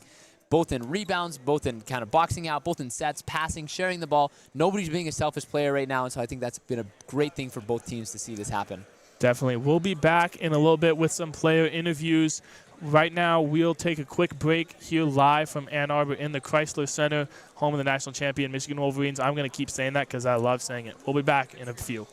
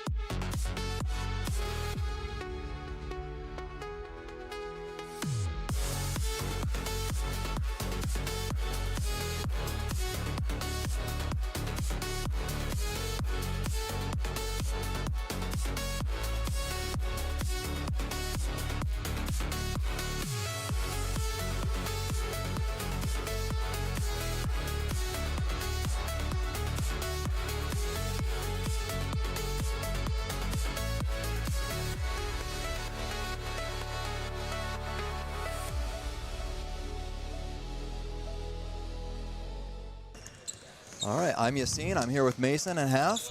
We're tied up 17-17. Mason, you're on Team Purple here. You got 7 points. Tie game. What do you got to do in the second half to make it happen? I think we just need to attack the rim more. You know, we're set down, screens come off hard, attack. Even like the open passes to the corner should work. We're not really letting a lot of shots fly from the outside. I think if we shoot the open ones, they'll fall and we'll run away with it. There's been a lot of steals, a lot of out of bounds here. What's it like playing at Crisler? I mean, it's awesome. I mean, I've never played here before, and to have a lot of the kids in the fraternity here come watch, I think it's a very cool experience, and it's cool to feel like, I feel like I'm playing for Michigan right now. It's awesome. You got a full student section. What did it take to get them out here? What was that? What did it take to get the student section out here for you? They wanted to come since we sent the first tax match. Tax matches, they love this, so they're always here to support us. Awesome. Well, good luck in the second half. Thank you so much.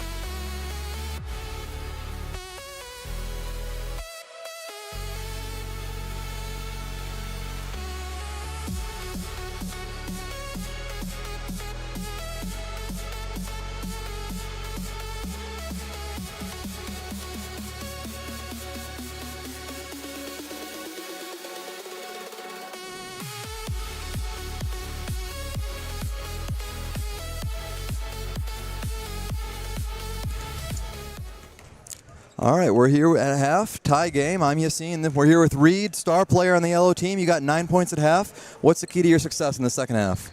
Yeah, I think we got to close out and not get beat off the dribble on defense.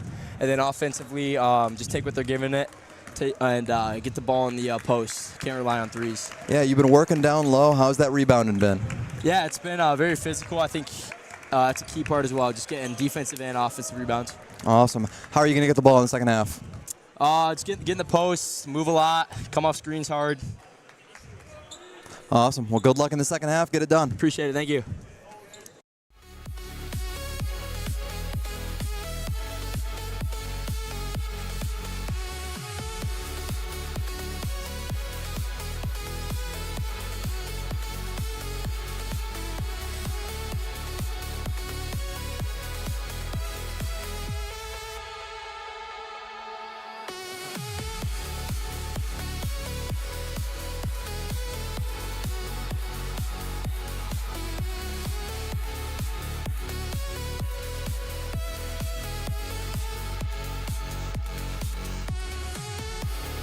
Good evening, folks, and welcome back to the the Fraternity Championship here in Crisler Center in Ann Arbor. We have a tied match so far, 17-17 between Theta Delta Chi in yellow and Sigma Alpha Mu in purple. Been a great match so far. We get the second half underway. Some quick ball movement by Sigma Alpha Mu. They've been running, cutting around the court. Definitely looks like Sigma Alpha Mu is wanting to go a little bit faster with the ball, but there's the turnover. And as we know, the faster you go, the more likely that turnovers are to happen. So, ooh, a great layup there by number 10 there for Theta Delta Chi, Ethan Sowell. He's playing really well today.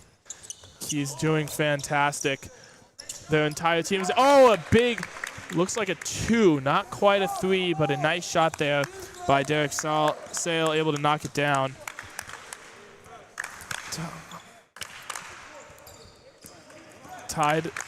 Tied at 19. We're getting word that the local bars and restaurants with this game on, I'm very sorry if you have to listen to me commentate and you're at a bar. However, you're stuck with me. So should be a really great matchup. Missed shot there. We hear the fans chanting defense. A good scoop layup, not quite able to go. Ethan gets the rebound. He's bringing up the court quick. Going to go outside. Cut inside. Floater won't go. Sigma Alpha Mu has numbers if they rush. They slow it down a little bit. Drive, pass, directing traffic. Fakes a shot, drives inside. Oh, just not quite an and one, but a really good drive inside there by number 31, Ben Cohen. And they're just a little bit earlier. Max Garmisa is calling for his guys to cut. That's what Sigma Alpha Mu needs to do right now, is cut, get through the lane to be able to have things actually happen and change for their offense here. Foul there on number 7, Charles Gosoya. First free throw, a miss. We have had lots of free throw issues this season, just in general. Not necessarily these teams. They've been okay. Actually, no, they haven't been great. They haven't been great. 3 for Sigma Alpha Mu, 1 for 5 now. Really got to see some of those go down. However, Theta Delta Chi only 3 for 7, so not much better.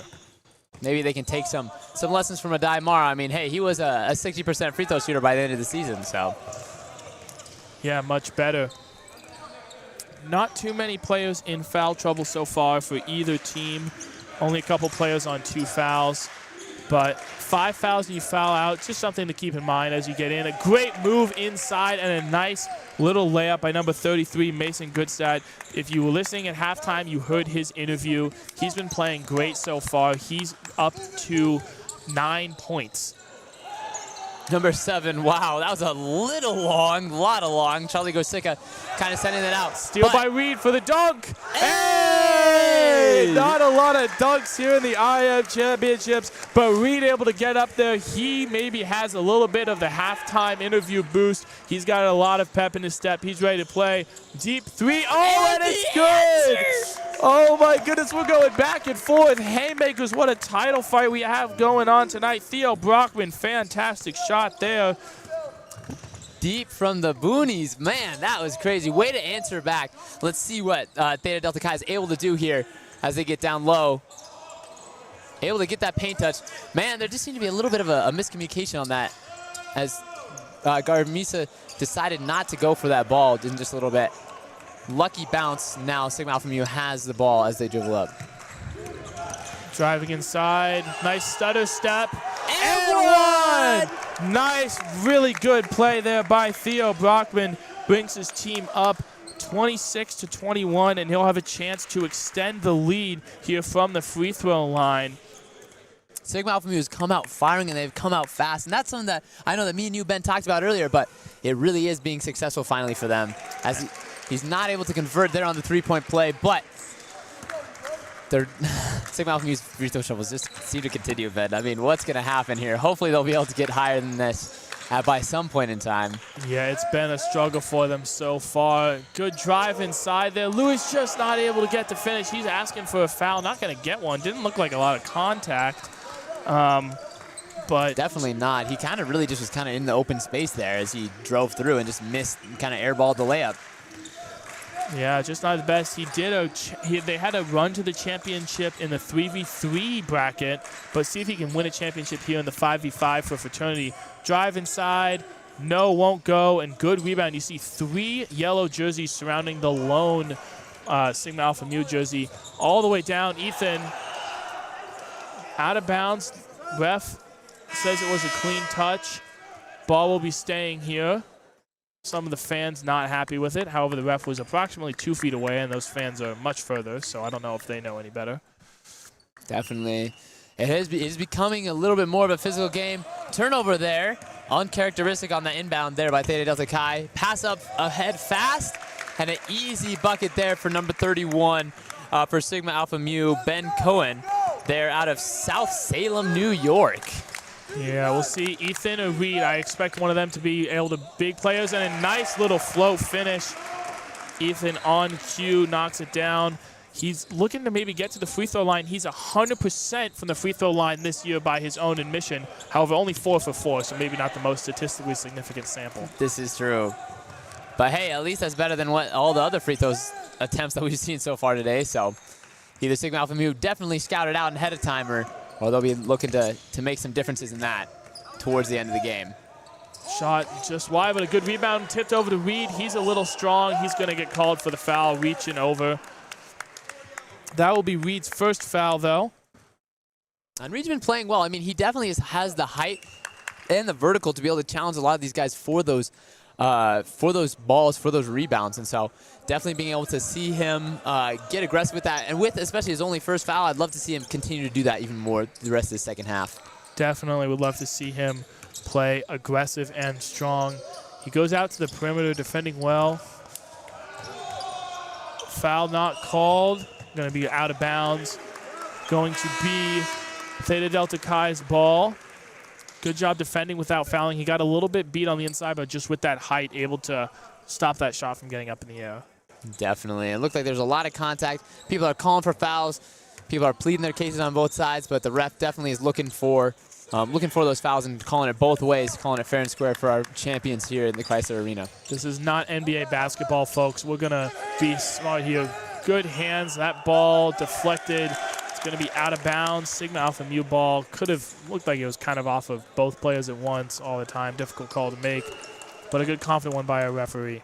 Definitely here. And Sigma Alpha Mu, number 25, dribbling it up the court. Let's see what they're able to do and make out of this. Theo surveys the scene, kind of leaving him alone, trying to see if they're able to make some different space there. Good step through, but left a little short. Ethan defended 2-on-1 there just perfectly. You can't defend any better. Foul is called on Sigma Alpha Mu on the reach-in. Reach around the back. It was a great attempt to kind of poke that ball, but he really just got all arm instead and shot that ball well out of bounds. So great call by the officials to call that a foul as it was. First foul on Sigma Alpha Mu this half. There was Reed, was towing the line, almost got an over and back call, but was able to secure that ball there. Wow, tough layup there by Charles Gorsica. Let's see if the rest of the team is able to follow behind him a little bit. Great finish. Favorite player, Patrick Beverly. And a nice steal there by Luis. Oh, but a travel is called. Yeah, that is the correct ball. He had full possession of the ball and then slipped off his feet and moved around a little bit. Just unfortunate, but great hustle. Definitely there. Looking like the floor's getting a little wet. Some players are starting to slip around a little bit. Maybe they'll be able to take care of that in just a second. 3-point lead, 28-25 in favor of Sigma Alpha Mu in purple.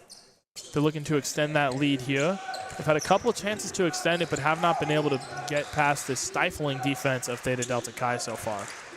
And Theta Delta Chi has done a really, really good job of holding them to just outside perimeter shots as that ball bounces around and eventually goes out. Good rebound by Reed. Able to keep it. Coach for Sigma Alpha Mu calling for a challenge. Not going to get one. And the replay center in, I forget where I said the replay center was. Minneapolis? We'll say that. Something like that. They confirmed the call. Yep. Ball going back. A little bit static now, not moving around as much. I like to see Reed. He's looking to get inside. You know he wants to get inside. Going over to Luis. Luis feeds it back in. Great attempt there. Foul called on number 27 for Sigma Alpha Mu. Ariel Ledgerman. That's the first time I've been able to say his name. I've been looking at that the whole stat sheet this entire time. He's from LA for Milken Community School. And he has a lot of really good experiences here on this Sigma Alpha Mu intramural team, and is hoping to make some good changes to the program as he continues on. Wants to shout out his mom, Kim, so shout out to Ariel's mom, Kim. First free throw was missed there by number 12, Caden Lewis. Yeah, both teams not doing well from the free throw line. And left short again. Great rebound by Reed, but not able to put back. Teams are combined 4 for 14 from the free throw line. So much worse than our previous match where teams were doing much better. Definitely. Ball's up. Great C. Great vision. Way to get that ball onto the outside. Sigma Alpha Mu. Floater left short. We'll be pushing up ahead of time now. A lot of great passing, though, from Sigma Alpha Mu. You see their players hustling, moving, off-ball screens, off-ball movement, a lot of good, crisp passes. Firm. Reed driving inside, able to get to finish. Great through step and is able to get that ball up. Great to the rim, where he's able to trickle in there for a 2. Energizing the fans. You hear them getting loud. 27-28, only a 1-point deficit. They were down by, I believe, as much as 8. Step back 3, won't go. And a chance now for Theta Delta Chi to retake the lead. Ball's in the hands of Ethan. You know he's looking to shoot it. He's been quite good so far today. Kicks to the outside. Deep Luis, three. deep 3. No. Ball out of bounds. Oof, that was a rough shot to have taken. That was way too deep, and to have an air ball like that definitely shows that there is a little misjudgment of depth perception here in the Crisler Center, but we'll see if he's able to make some adjustments going forward. Checking in is Max Kramer for Theta Delta Chi. Oh, way to beat the defense going. Got to the hoop, but is fouled on his way there.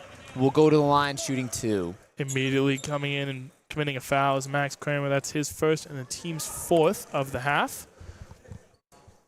We'll see if number 31, Ben Cohen, can make him pay. No. Free throw attempts have been rough today, Talon. Both teams have been struggling. It has been a struggle to watch, but I'm sure these players are disappointed in themselves. Maybe the crowd getting into it, but we finally make one. It can go in. Free throws can be free. 2-point lead now for Sigma Alpha Mu. High press there by Ben Cohen. Gets it over to Ethan. He's tight on that sideline. Moving the ball around. Max going to use a screen. Going over to Ethan. Good ball movement so far. Goes inside. Fed down low. No, not quite able to make it fall. Good attempt. I like that play, though. Give Caden a chance to get inside. He had the inside space, just not quite able to find the bottom of the net there. Yeah, foul there on Max, just a little too grabby. 5th team foul, something to keep in mind here. 2 more, and Sigma Alpha Mu will be in the bonus. They'll be shooting 1-and-1s. Number 8 for Theta Delta Chi checks in. Dawson Sharpley. We'll see what he's able to do. Bringing it up to Garmisa on the wing. Thought about shooting it. Kicks it back up to the top there to Salo, who dribbles past the defender. Tough layup there. Gets the lead to 4 for Sigma Alpha Mu. Gotta need a bucket here from Theta Delta Chi. You wonder who it's gonna be. We currently have Reed sitting out. He was sort of their first half MVP. Ethan looking the ball, but moving it around. Good screen there. A little bit of a pick and roll, but a little bit crowded, and a travel is called. He just kind of dribbled right into traffic there, Charlie Gorsica. I mean, one of the biggest things that Charlie needs to know, and for his teammates to know, is that he's got to give his teammates time to space out before he does that. Just allowing himself to be able to have that position to score there. So, yeah, he had a spot, but Caden kind of jumped right in front of him. A little bit of friendly fire there, and he wasn't sure what he was able to do with it. Definitely. They're going over to Sigma Alpha Mu onto the right wing there, kicking around, trying to see if there's anything happening. Maybe a look from the 3 here, coming up here, checking up at the very top. Spaced out, passed over, looked for the give and go, but did not get it. Saul trying to bully his way down, push his way in. Reach and foul on number 12, Caden Lewis out of Coldwater, Michigan. His second team 6 that will put Sigma Alpha Mu in the bonus going forward. And that foul was in honor of Palm Beach Pete, wherever Palm Beach Pete may be. And 1. Great inbound play. Derek Sale able to beat his man to the inside. Third foul on Lewis, and he'll get the and 1.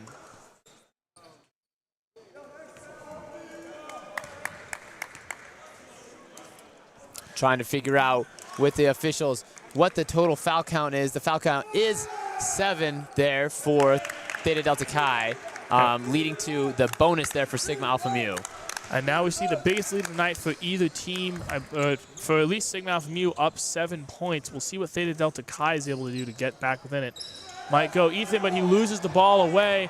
3-on-1, fast break opportunity. Good defense, ball rolls out. Able to get the rebound, tracks down is Ethan. 3-on-2 if they hurry. Corner 3. Oh, no, and that ball thought about going but a good down. rebound. Foul is called, yep. That just was an unfortunate series of events. That Charlie Gorsica was able to get the ball, and then Mason Goodstad just kind of just tumbled into him. So that's his unfortunate foul, but true that's foul. His 3rd foul. I believe we interviewed him at halftime. He was playing really well in the first half, playing well in the second half as the 3 goes up, air ball. Ball is still in play. That it will finally go out of bounds, but it will be Sigma Alpha Mu's ball. Yeah, just not the best shot there. The 3-pointers, 1 for 8 for Sigma Alpha Mu. Not much better for Theta Delta Chi, only 2 for 10. Wow. Again, 3-pointers have been a struggle for all 4 teams that we've seen here tonight. Definitely, and hey, free throws do win championships. I mean, just shooting at a certain point three there. That one won't go. Good rebound. Reaching back is number 8, Dawson Sharpley. He dribbles it all the way up the floor, passes it off. Oh. There was a wide open Caden Lewis in the paint if his team would have given it to him, but not today. The vision is not there, but great split the defense there by number 4, Reed Kruger, being able to make that look easy. They need some more of that. Cuts the lead to 5. Yeah, they need to have their players get inside. They've been much more successful inside. Reed's at 15 points. He's got half his team's points. We're going to look to see how involved he is in the offense the rest of the way and what Sigma Alpha Mu can do to keep him quiet. Definitely good stat. Trying to do some fancy dribbling, moving around. Kind of the same move 4 times again, back to the same side. Finally gets fouled there by Reed Kruger up at the top. Will be shooting a 1-and-1. Interesting. Just a little too aggressive there, going for the ball. You don't want to foul there. Don't send him to the charity stripe too early. We're at 4 minutes left. You'll see the clock is still running. Clock will not stop unless we are under 2 minutes and in a 10-point game. Until then, it will be a running clock the whole way. First free throw is up and good. They made it. They made it. Much better since we kind of talked about how bad it was. Yeah. Just had to give it the bad luck commentator's curse there. Then we had to say something. My bad, Ben. My bad. Well, honestly, 50% talent, that's pretty good. Hey, that's better than what they've been shooting so far, so we'll take it. Ball over to Reed. He's looking to drive inside. Gets past. Fouled inside. Does not count. Coach saying good foul. Yeah, honestly, a great foul there. Derek that's his first personal. Team's 5th, so they got a couple more until the bonus. Oh, sorry, team's only 4th, so they got a couple more until the bonus. And that would have been a free 2 points for her. Definitely, especially with the way that he was able to get around. Good was able to stay alive and stay inside. Great fast break layup. 3-on-1 opportunity there for Sigma Alpha Mu, and they were able to capitalize. Looks like a timeout there by Theta Delta Chi, trying to get the puppies back and organized to see if they can make a push back with these last 2 minutes and 50 seconds here, being down 8 points. Ben, what do you think that the coaches are saying there with Theta Delta Chi's huddle right now? I think they're saying get inside, get dirty, get down low, and try to make some of those putbacks. They've had a lot of good offensive rebounds. They've had a lot of good chances down near the rim. Haven't been able to put a lot of them away. Maybe that's the sight lines here in Crisler. Big arena, just not something we're used to. Maybe it's the stress of a championship game. A lot of things, but so far this second half, the shots for Sigma Alpha Mu have been falling down, and the shots for Theta Delta Chi just have not. And so something I think they really need to do in these last couple minutes is sort of establish a half-court offense. They scored a lot of points on the fast break early on in the first half, and they've just kind of been static when they're set up and Sigma Alpha Mu is able to get into their defensive structure.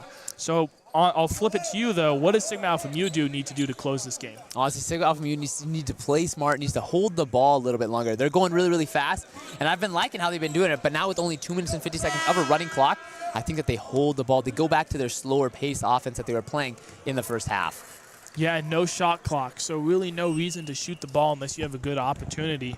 However, best way to win a game is to score more points. So definitely, if you have a wide open shot, take it. Definitely, and that's been something that I think that Sigma Alpha Mu has been able to do, is be able to create those wide open shots for their players through their unselfish basketball. The high shot did hit the rim, so not a full air ball.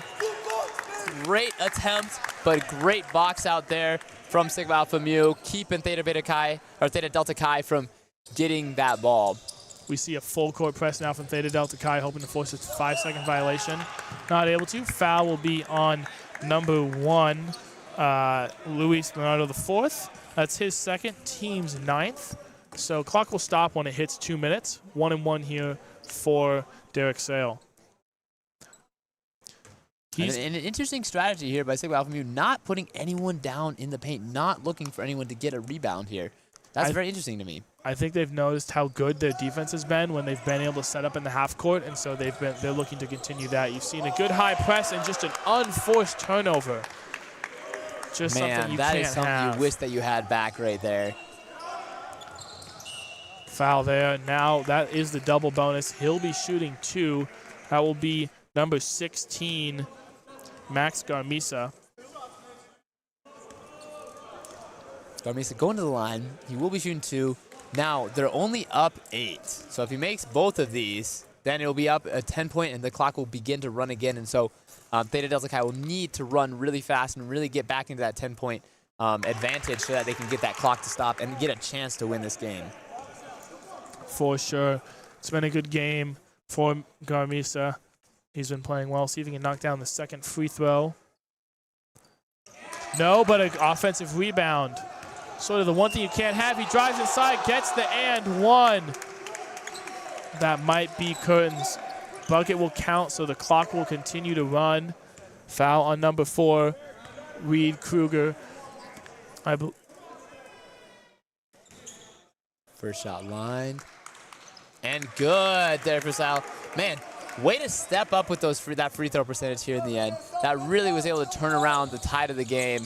3-pointer from number 4, Reed Kruger. Good offensive rebound. Great flick up. Maybe a little bit too late, but we are 10 points difference here with 1 minute 18 seconds left. I don't remember who the foul was on or who will be going to the basket now, but let's take a look. Looks like number 3, Saul will be going back to the line there to see if he can close out. Yeah, it looks like if he closes out, if he makes this first one, the clock will definitely start running with a over 10-point lead. Misses it, but he'll get another chance. If they do get above a 10-point game, the clock will run regardless of what happens. But he misses both, sort of a commentator's jinx. Now they've got the foul, got the ball back. They got to make the 3 here to cut down the lead, but drives inside. Good floater, good shot in. Sigma Alpha in no hurry to get this ball in.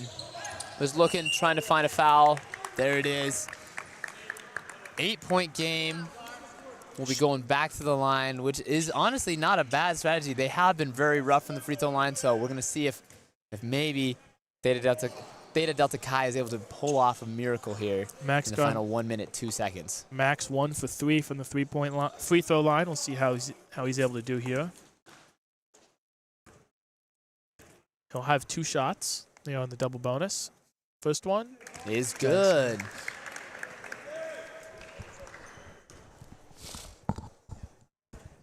Yeah, over 10 points. Clock will run right now. It's 9, so clock will not start.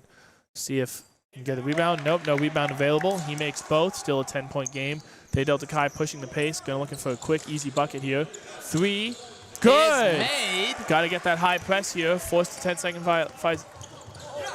Oh, a great save. Great hustle. Hustle by Reed. Ball gets thrown away.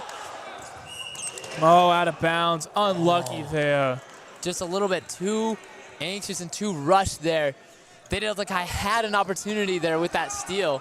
If they would just held on to the ball, waited for their teammates to get back.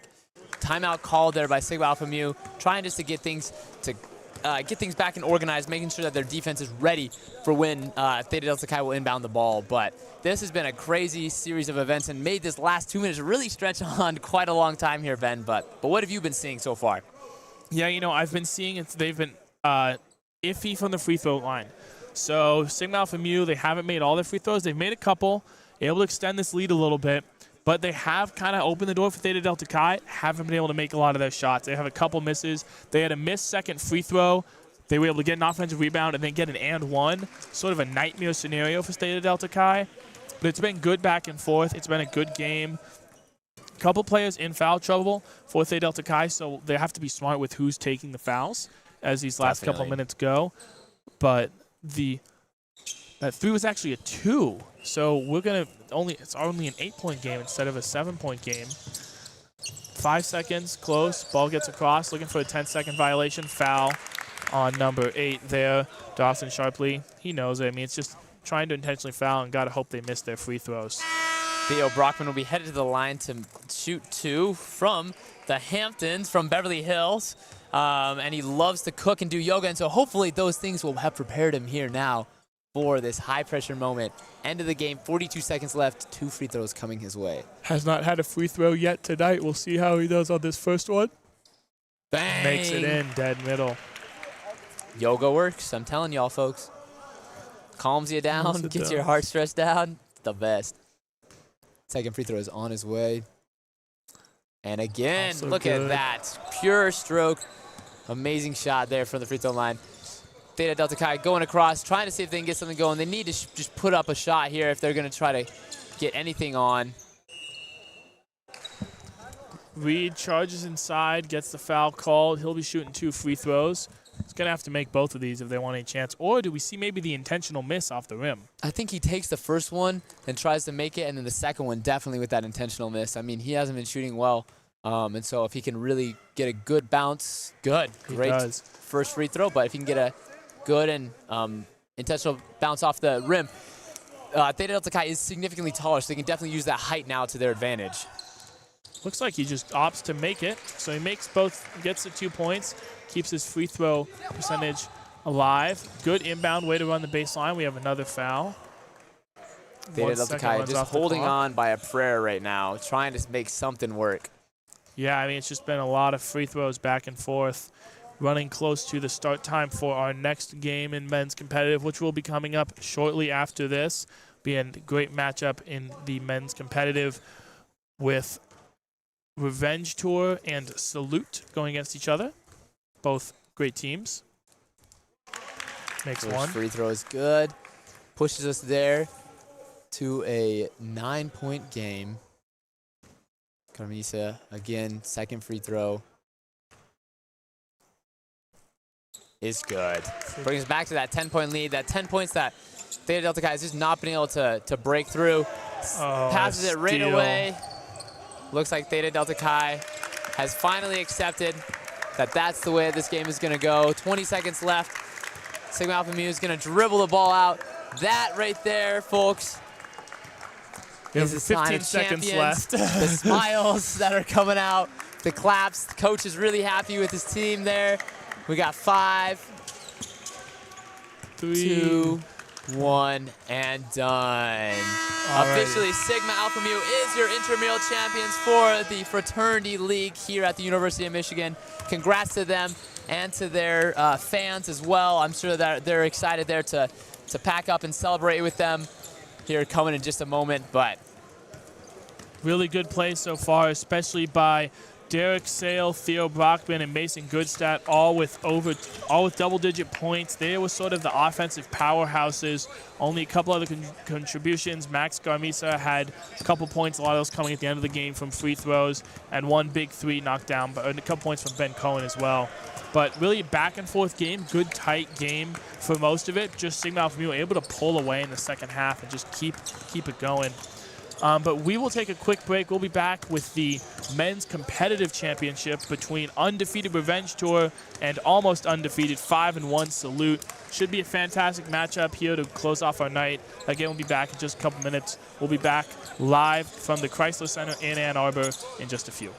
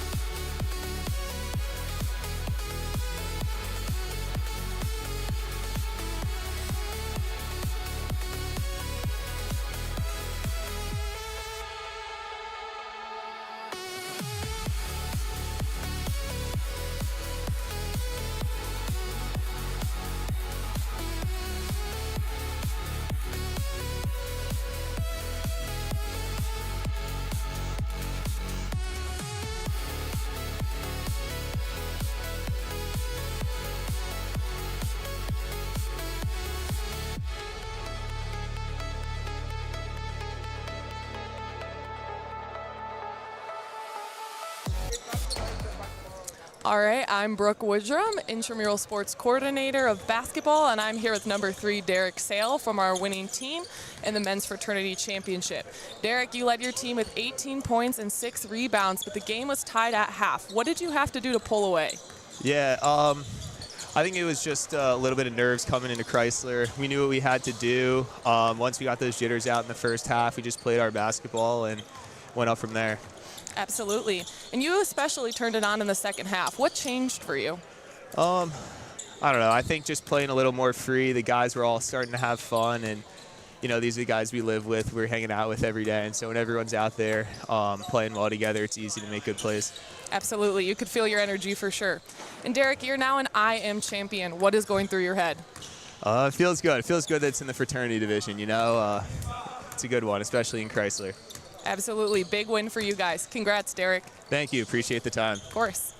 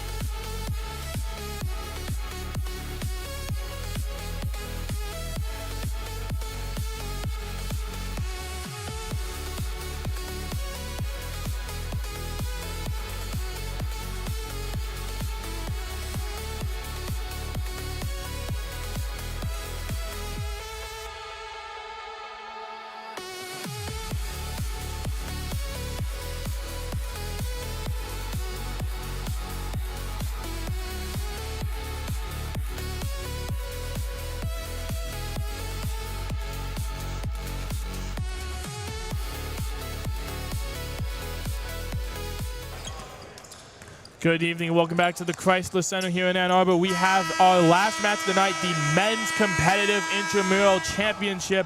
This is looking to be a fantastic game between Revenge Tour in blue and yellow, and in yellow, Salute. Go over the lineups here. For Revenge Tour, we have number 4, Chandler Ramsey, number 6, Jacob Doko, number 10, Kwesi Sam, number 1, Sebastian Eckstein, and starting for the Revenge Tour in blue, number 7, Ty Anthony, number 5, Ben King, number 2, Ethan Dijksterhouse, number 12, Joseph Uboru, and number 8, Zachary Penoza. Over on yellow for Salute, we have number 3, Brady Nichols, number 5, Justin Lifshay, and number 11, Reagan Mayer. Starting for them, they'll have number 7, George Van Haften, number 8, Asher Iarko, number 12, Connor Rosenau, number 2, Garrett Jenkins Jr., and number 4, Tyler Coleman. Towner, looking to be an exciting game tonight. Revenge Tour 7-0, Salute 5-1. What do you think both these teams are going to look to do tonight? Definitely. I think Salute is by far the more well-rounded team, but Revenge Tour has some silent killers on their team. They have some really good shooters and people that could be able to make and swing the game around here. Salute is known for being able to be a physical team in the paint. Revenge Tour, however, will need to hold them off and hold their points there if they're able to actually hold this team to a reasonable standing point and be able to take this dub in the end for this intramural state championship. Definitely should be a really good game. Again, we're going to have Salute in yellow. They're on your right. They'll be going right to left. And in blue, Revenge Tour, they're going to be going left to right. Both teams have a coach dressed, only Revenge Tour has a coach. He's very sharply dressed. They both have clipboards, though, drawing up plays for the first couple possessions. We haven't seen that yet tonight, Talon, but you wonder, men's competitive championship, we might have a little bit more aggressive as teams take the court for opening tip-off. We see it's going to be a matchup of some bigs in the middle. Definitely. There it goes. 2-on-2. Garrett Jenkins Jr. taking the tip. Garrett has not lost a tip this year when he's taken it, so we'll see if he's able to continue that streak here. And no, I jinxed it. That's on me, Garrett. I'll take back on that one, but yeah, one thing to note, a good player for Revenge Tour, Jacob Doko. He won an intramural volleyball championship last night, but he has a couple of injuries. He wasn't able to play 100% last night, and he's not able to play at all tonight. As we see the tip-in missed by number 2, Ethan Deisterhaus, and a good transition layup the other way by number 12, Garrett Jenkins Jr. Fantastic play. Good vision here. Salute needing to do something to be able to hold on just a little bit longer.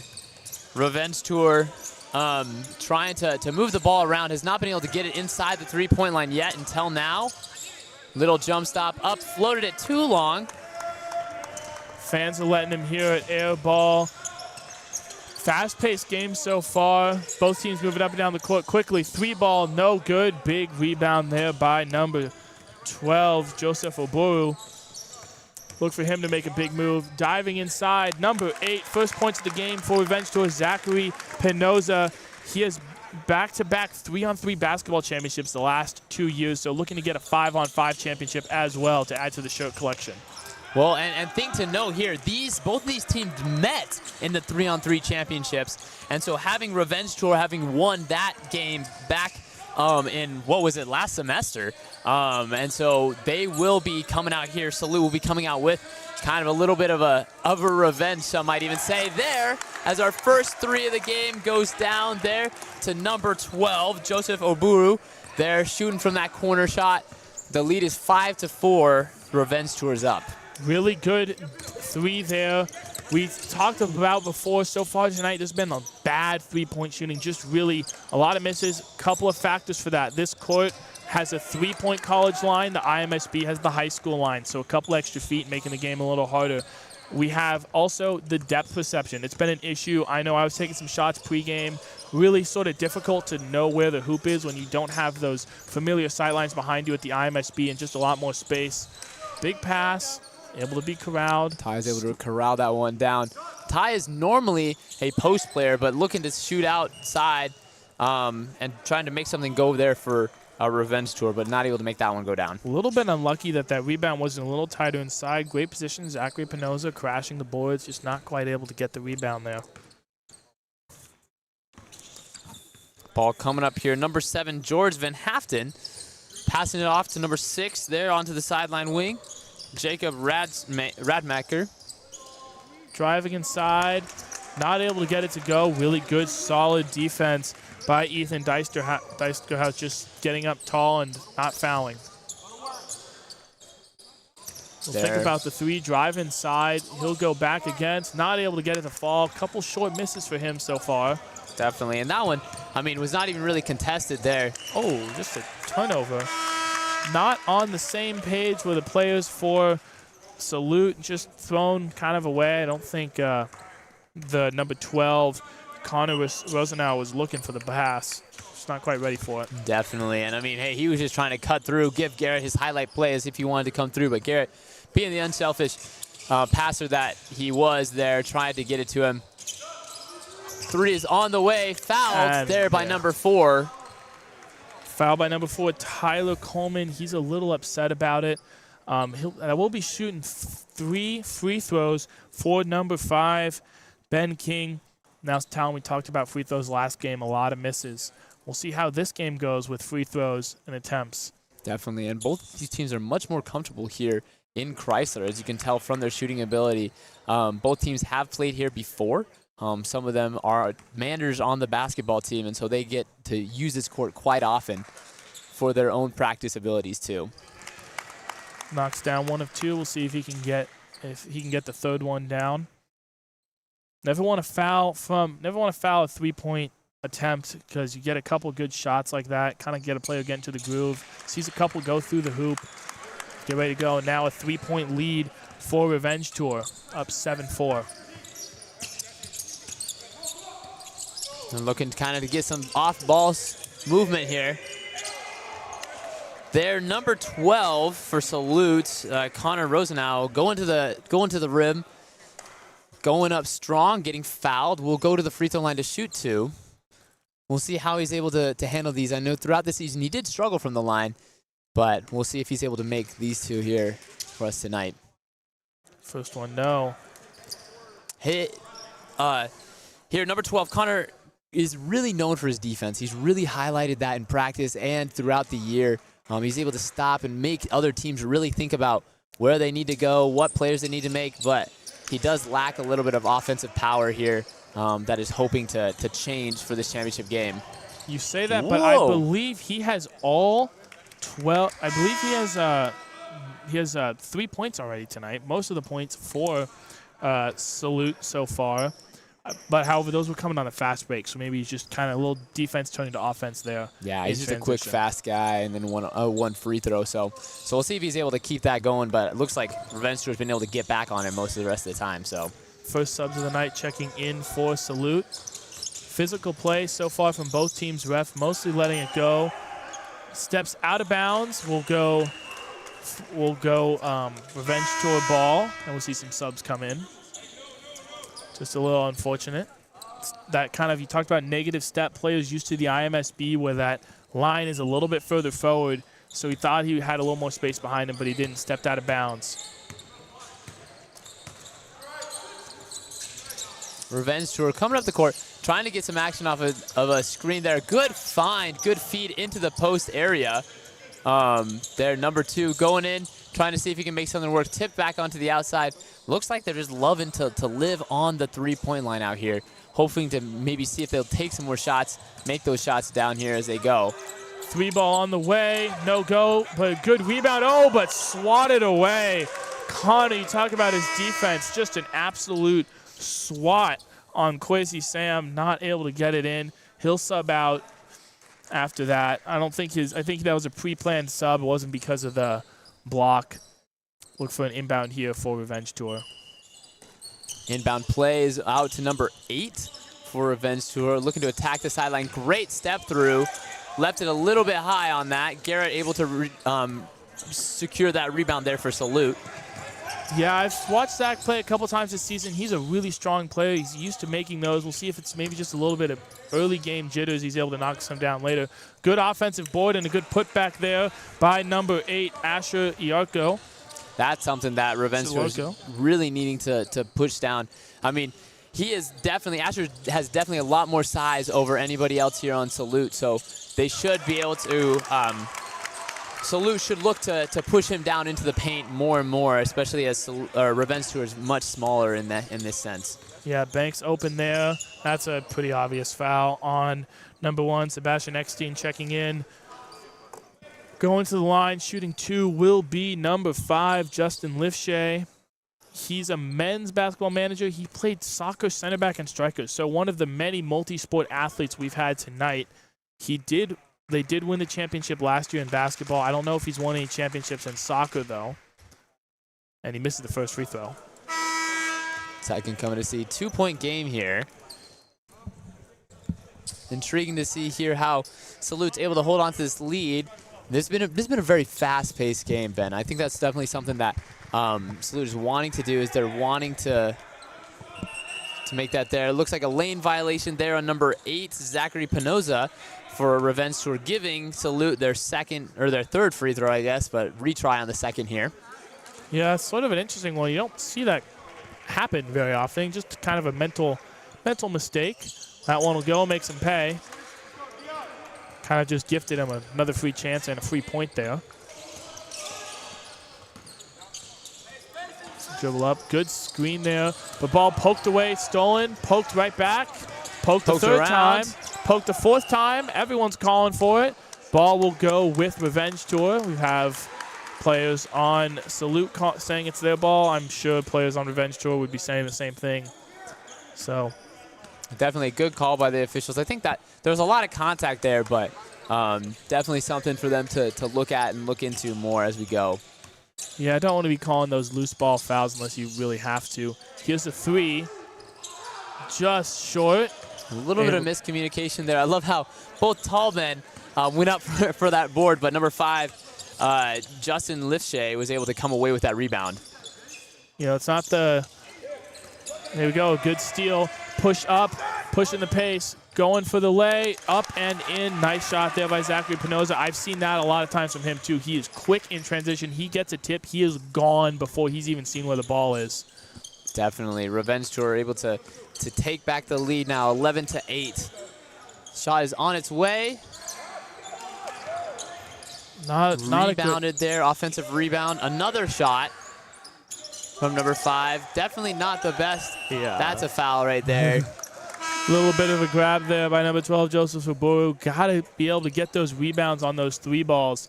Just not a lot of blue jerseys in and under the paint to work on getting the boards. But, hey, credit to number 8, Asher Loco. Just really good job getting the board. Another 3. That won't go. And another rebound. That one's a little tougher to judge because it didn't hit any rim. Turnover there. Pushing the pace. Zach's going underneath the rim, looking for it. Good screen. Up and tough in. Finish. Oh, my goodness. Great finish there by Ben King. He's looking hyped. He just came off the bench. He's got a little bit of that extra pep in his step. Looking to play up some defense here. Drives inside. Just a really good, tough finish there. That's by Connor. Some smack being talked across from teams to teams. Our referees are going to be on that. Note that if a team gets 2 technical fouls in this, or 4 technical fouls, yeah, is that technically now? We changed the rules a little bit? We switched the rules up. If each technical foul is -1 sportsmanship point. If you lose more than 4 sportsmanship points, you lose. Doesn't matter if you're up by 100. So teams do have to be smart and be safe. Those referees don't want to call technical fouls, but sportsmanship is a key part of intramural sports, that and safety. So definitely look out for that. A great pass inside and a better finish. Ethan Dijksterhouse, he had a couple short misses, but a really good find there by Zachary. Gets it inside, he gets up, puts it down, and one with the foul.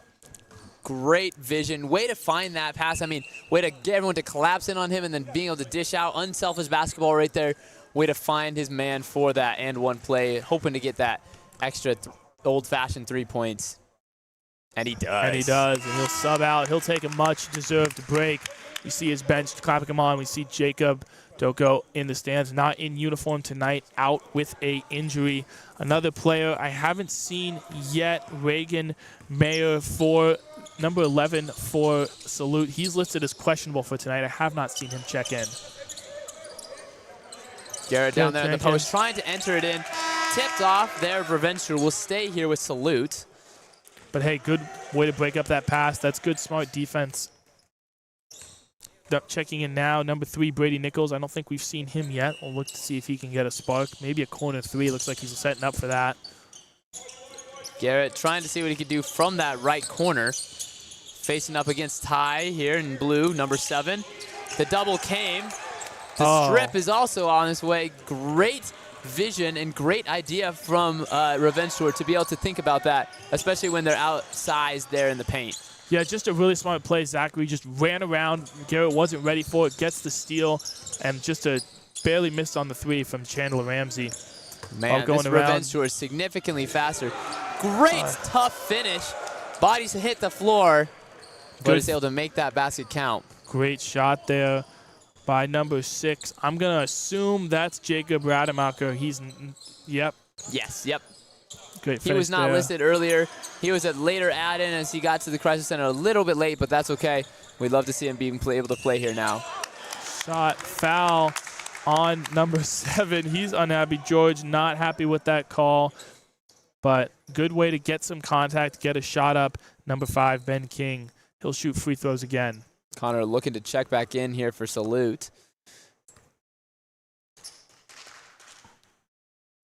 And the first free throw is good. Subs for both teams here. Free throws now already already much better. Last game it was 19 for 35. This game so far 6 for 7 for 10. Great job there. Way to hold on it, Ben. I'm sure they appreciated that too. Did not want to mess anything up. But now an 8-point lead for Revenge Tour and a foul. That was a hard foul, but honestly, that's a good foul because most people who try that drive, he's able to just blow right past there.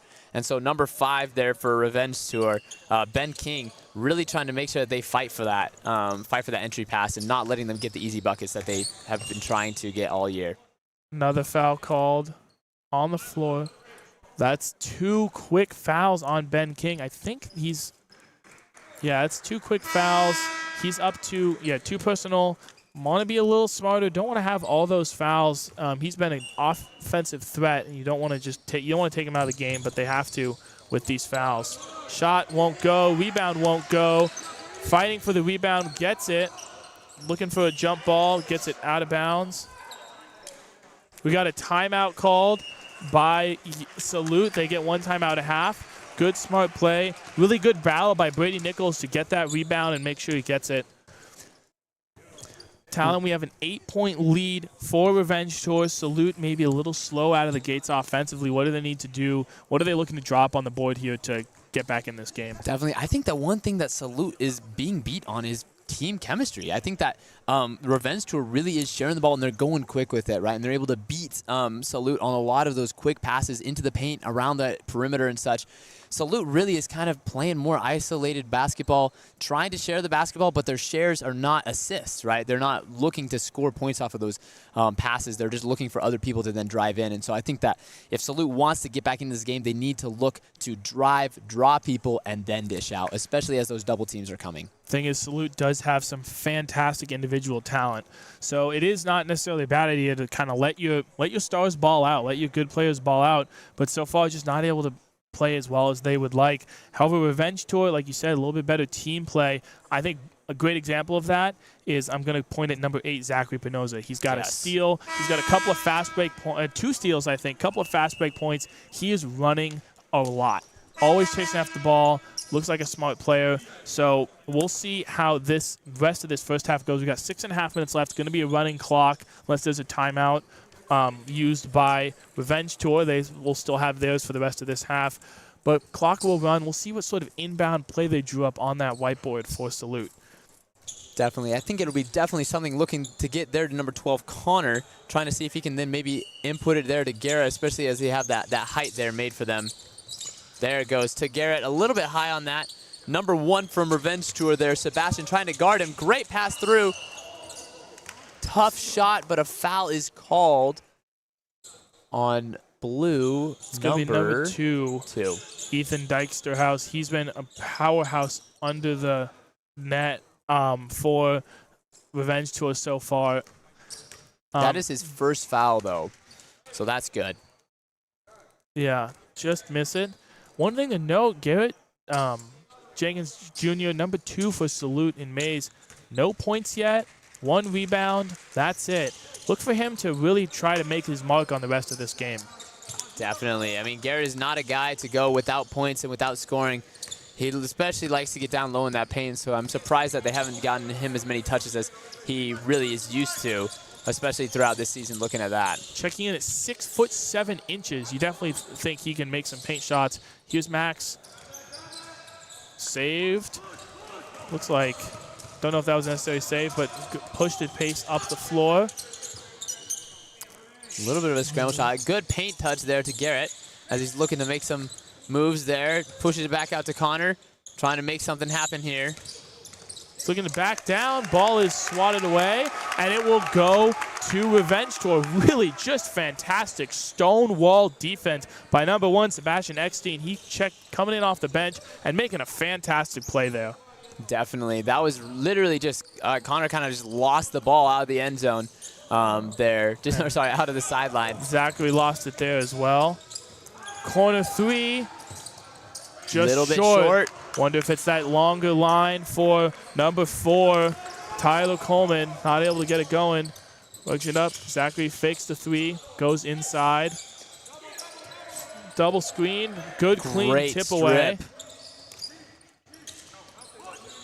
Really good defense recently. Not a lot of points either side, but it's been good defense and a really great drive inside and a nice lay-in by number 6, Jacob Rademacher.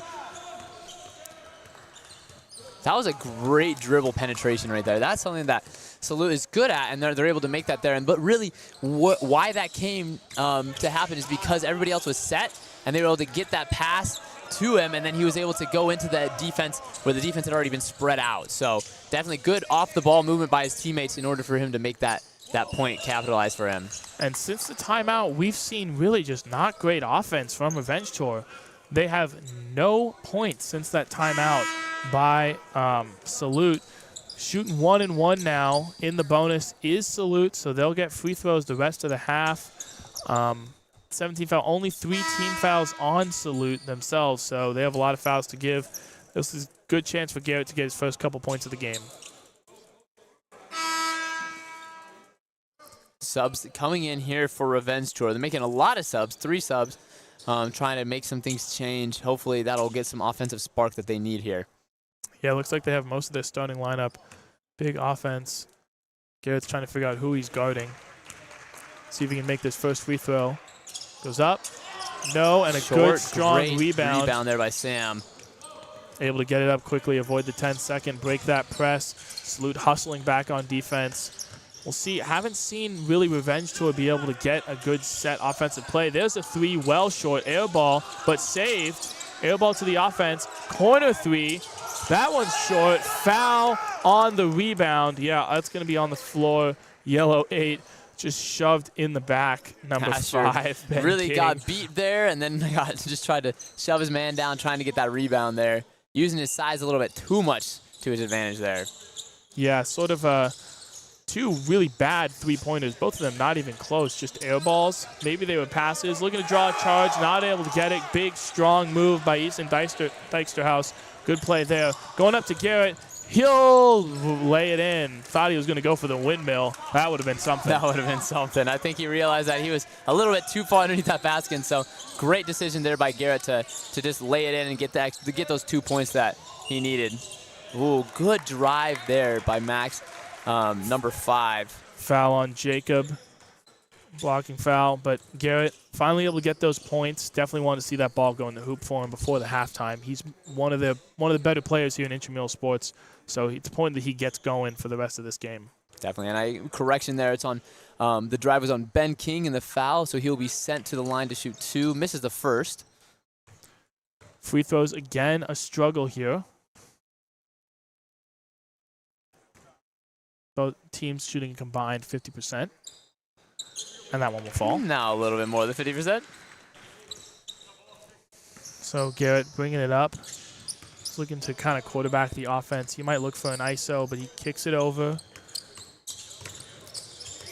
Oh, and a good steal. Great steal. Up going, maybe goes for the dunk. Tipped, good block. That basket will not count.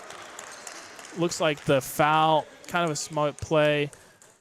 Good foul there by Asher Larko on Salute. Smart play, just foul. Don't give him a chance. That'll be his second there. 47 seconds left in the half to play. Running clock again, as Ben mentioned. So we will be seeing probably only about 30 seconds of play after this next free throw. You see number 7, Ty Anthony, goes to shake the hands of his teammates. They're not there, but he goes through the motions anyways. He knocks down Left one that of one them. a little bit short. 7-point lead still for Revenge Tour, though. Let's see if Salute can do something here before the end of the half.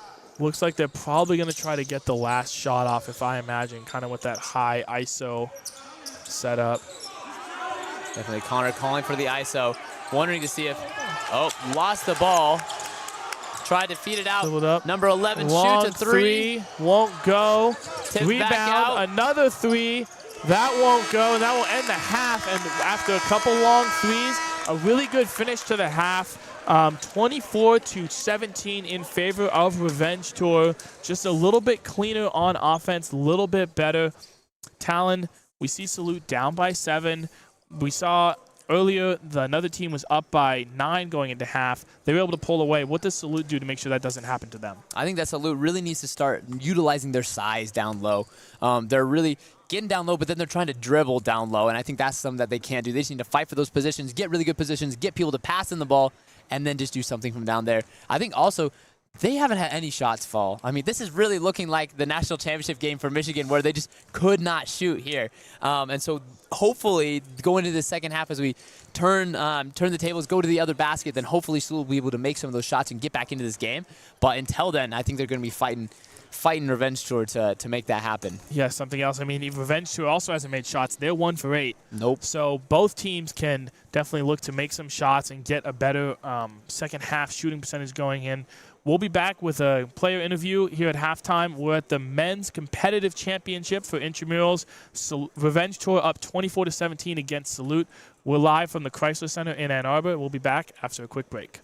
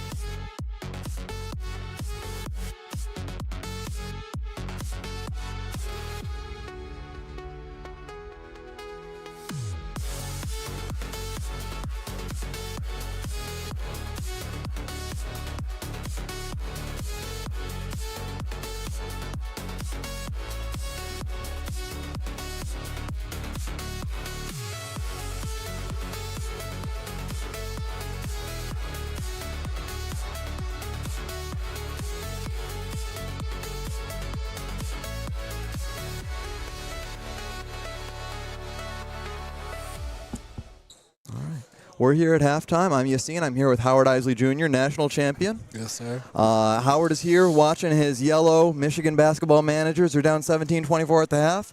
What do they got to do in the second half to get this game won? Pick up the intensity for sure. They're kind of playing dead. They don't really know what the game plan is going so far. They're trying to figure stuff out as they go, but they got it. I play with them every day. They'll come out win a game. There you go.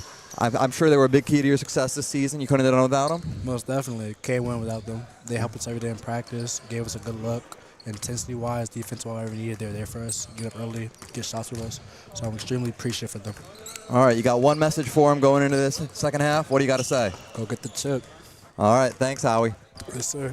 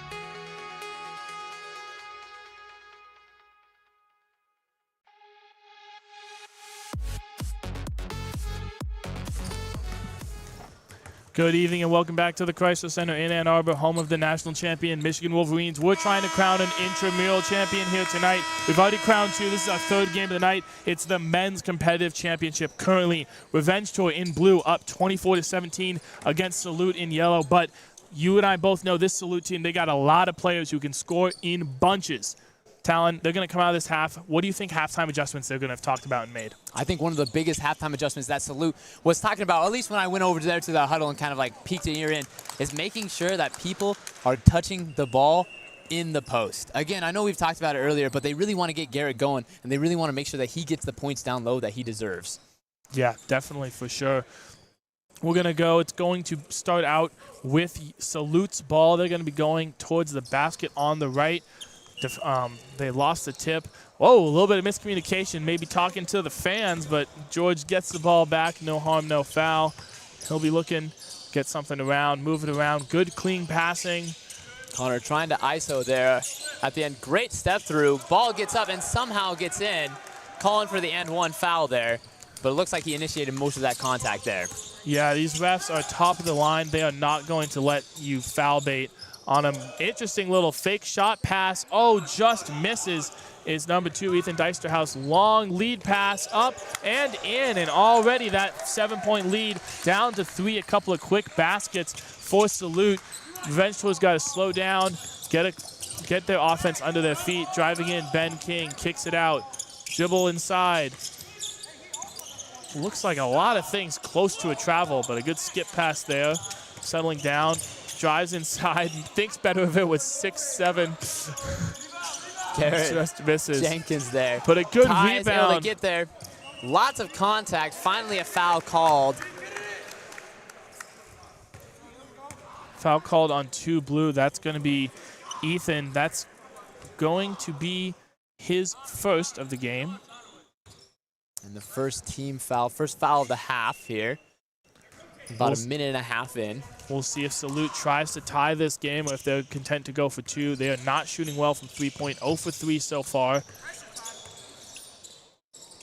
Connor there makes the skip pass all the way across. There's the 3 to tie. Won't go. Rebound tipped, gathered in. Ball goes up to Ben. He'll think about a 3, stutter step, jab, pass it back, reset. Ball's moving around.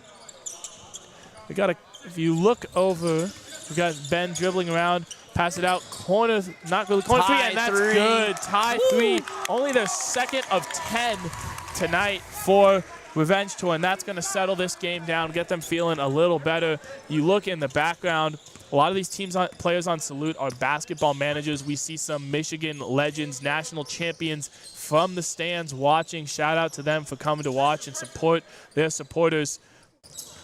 Gamble there by Ty. Dribble inside, but great help defense there by Ethan. Really fantastic. Ben pushing the pace, going up. You know he wants to shoot a 3. He's been a lethal shooter all season.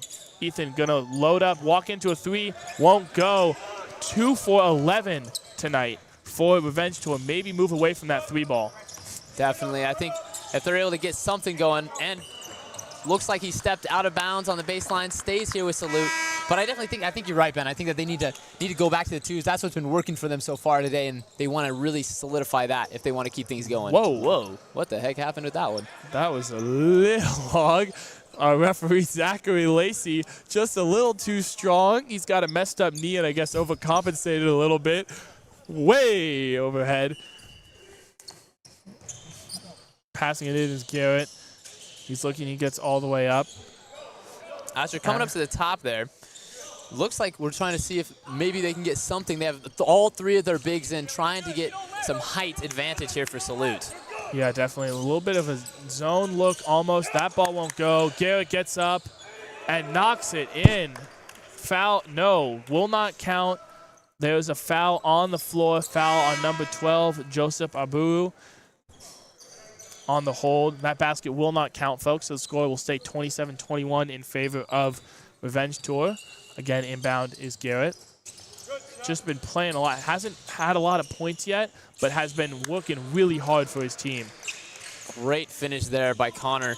he's really stepping up here, trying to make these points that is kind of uncharacteristic of him being the offensive machine that he is. Usually he's a much more defensive-minded player, but good thing to see him scoring the points that he is working to get his team back into this game.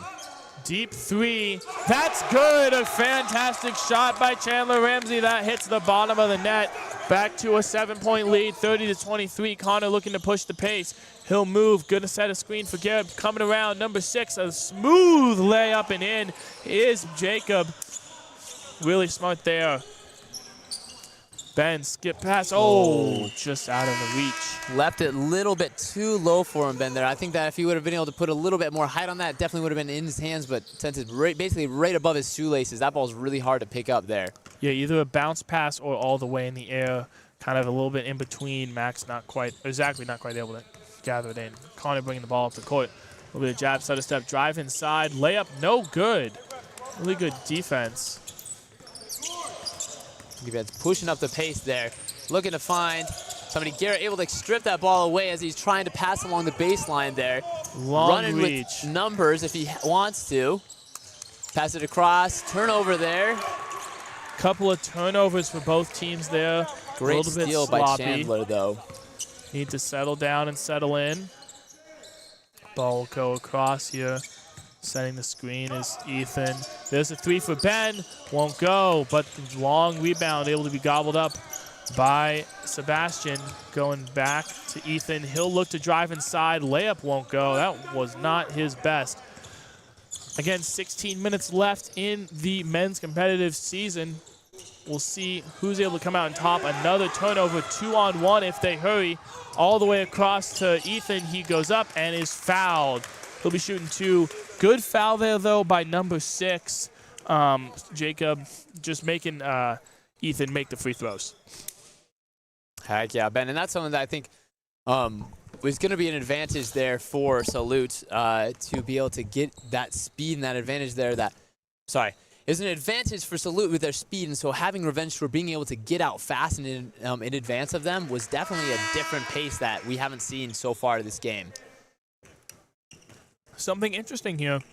Revenge Tour, for all their free throws they've taken, which admittedly only 11, they've just dropped back on every single one of them. They're not even thinking about getting a rebound off their free throws. So it shows they have complete confidence in their guys to make them.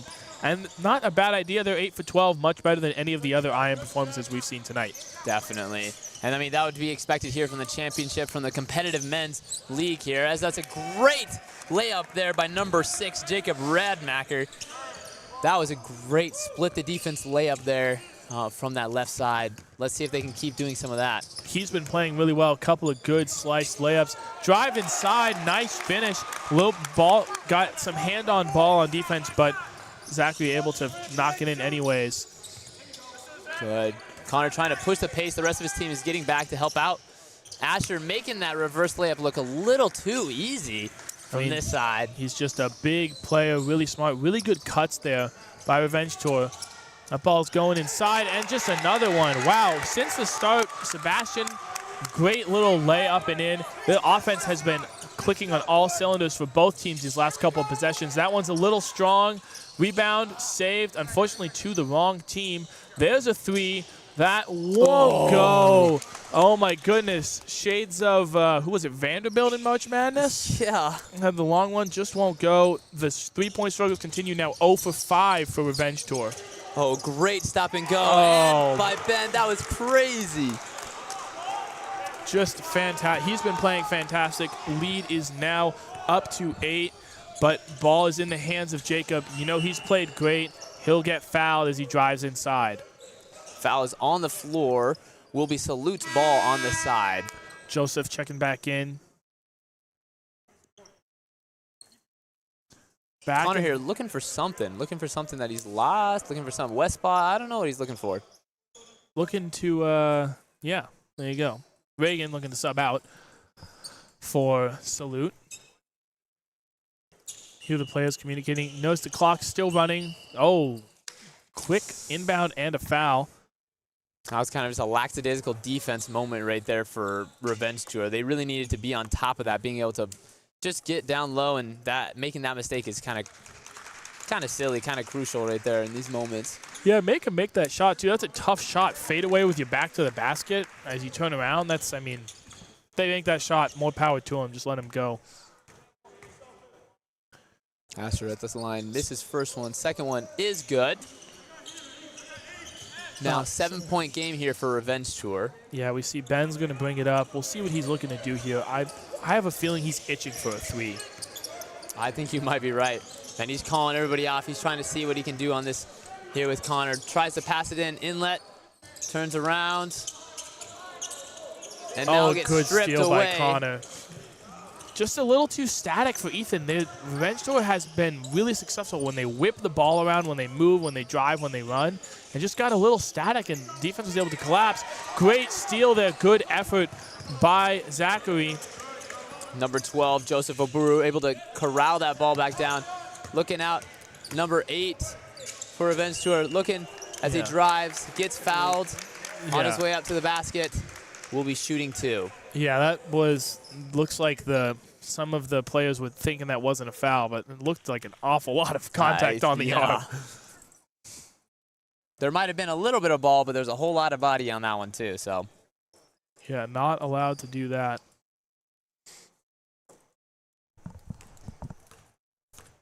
Zachary will be shooting 2. First shot is good. Subs coming in here for Salute. Let's see what they're able to make out of this one. And this is, I think this is interesting too to see that just like in our earlier game, Revenge Tour is running an option where they don't have anybody rebounding there, which I think is maybe a subtle move or in a trust that Zachary Penoza will be able to make his free throws, but also in the sense that they know that they're outmatched in height-wise at least, and so they'd rather just get back in defense and stop them there. A reaching foul here on number 12. I think something to note, they have been also cut by quick, fast break, turn and burn opportunities by Salute. So maybe like, hey, let's just get our defensive shell set up. Let's make sure we are set and make them beat us in a half-court 5-on-5. Definitely. Oh, that ball was halfway down, and it came back out. Just no rim luck. 0 for 6 now from the 3 is Salute. Ben drives inside, fakes the pass, takes it up and in. Just moves around his man and fakes the pass, and no one was there to help. That was a great fake. Made everybody jump on that. Left him wide open as he got into the lane. Another 3 won't go. Yeah, foul is called on the rebound. Looks like that'll be on the floor. Number 6. Jacob Radmacher with that one coming over the back. I think that was number 7. Number 7? Yes.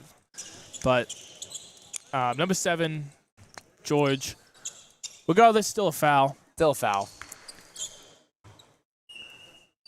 Referee Zach Lacey coming over here and making some faces at us in the commentary booth. Don't need that. Ben bringing the ball up the court. They have an 11-point lead under 10 minutes to go in the men's competitive championship. There's the 3 for Ben and an air ball, and the fans are letting him hear it. Man. Goes outside. Another 3 won't go, but a good rebound. Put back also won't go. And there's the rebound finally corralled by Joseph. Timeout. Timeout is called by Revenge Tour. That is their only timeout of the half, though. So they will play this remaining 9 minutes, 19 seconds without a timeout in their pocket if they need it. Something to keep a note is they do have quite a big lead here. Definitely. Talon, we haven't seen Salute really make the adjustments they've needed to. The lead has grown, and they're in more of a hole now. Do you think the game plan changes, or do you think they need to? What do you think they need to work on?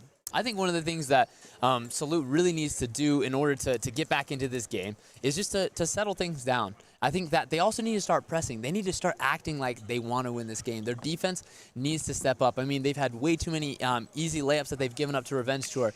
Revenge Tour, on the other hand, they just need to keep firing, keep going hard. Don't let their foot up off the gas pedal. I know this is the moment that a lot of people are like, oh, let's kill some time and stuff, but not with Salute and their ability that their shooters and their team has to get back into this game.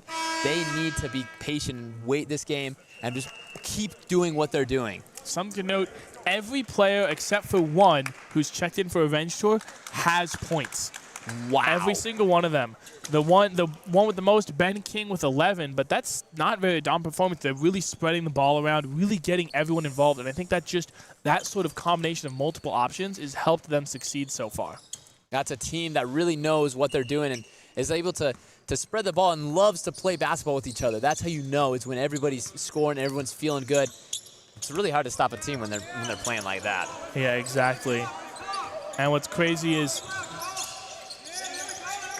Ben King fouled under the basket. That basket will not count. Funny that he makes that three, considering that he's 3 for 15. The team is 3 for 15 from the three. And granted, Salute 0 for 8.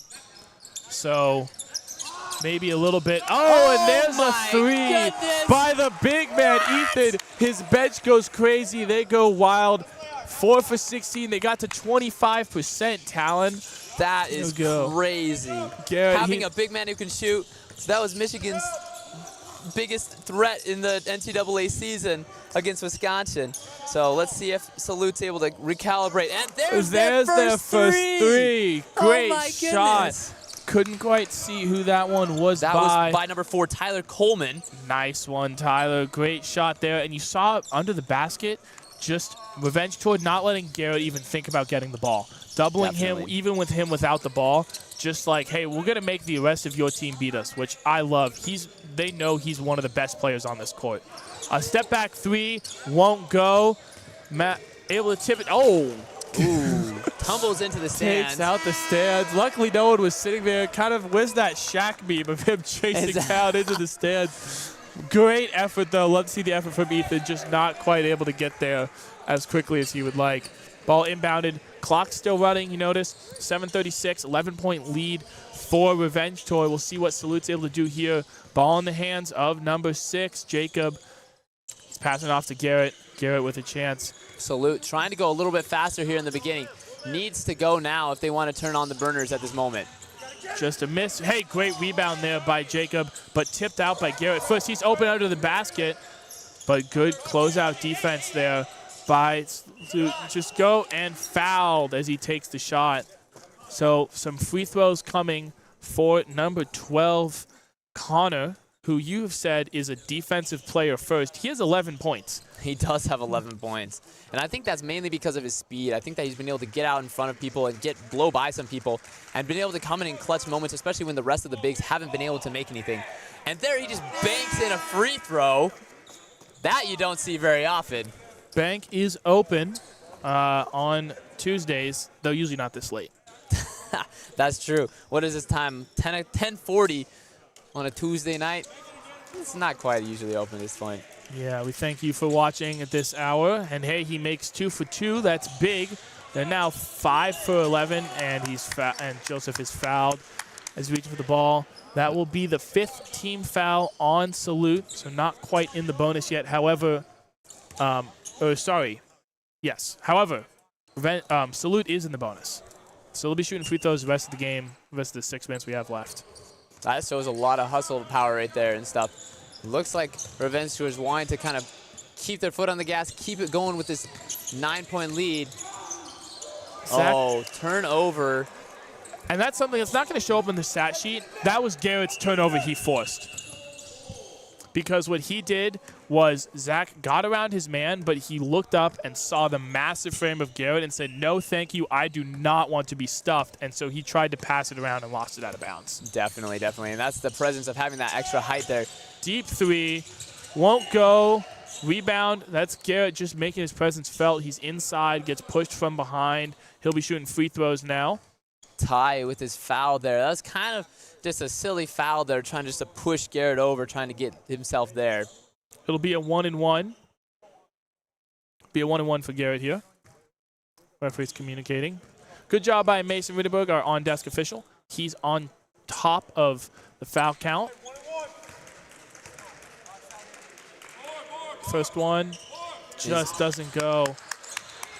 Good rebound there by Ty, making sure that that's a strong rebound. A lot of press here now from Salute, which is what they've been needing. And they get the turnover. Drives inside, goes over to Garrett. He lays it up, not able to get it in. Rebound, and that will be a foul. Not yet in the bonus, but that will put them there. 6-team foul on Salute. Talon, 9 points, 4.5 minutes. What do the players have to be telling themselves mentally? Well, one of the things I think that they just need to go, go, go. I think Salute's been holding on to the ball, and I think that they are a little bit gassed, but if they can make sure that Revenge Tour is just at least harassed a little bit on this half court, trying to get things going, that they definitely will be able to make sure that their effort is noticed as they go. Good move there. Good kick around, and something to note, no shot clock, so these Revenge Tour players able to just kind of look to pass the ball around, make sure they get a good shot up. No reason to force something quickly. Makes defense a little tougher, but a good trap. Now a travel called. Ball goes down. Ben, he's looking to lay it up and not able to get it home. Rebound fought for. That'll be a jump ball. Ball Looks like it stays here with Revenge Tour. Yes, they'll keep the ball possession arrow that way. We got college rules, folks, as we've mentioned a couple times. So possession arrow stays with Revenge Tour. Substitution here. Ty Anthony coming in for number 12, Joseph Oburo. Yeah.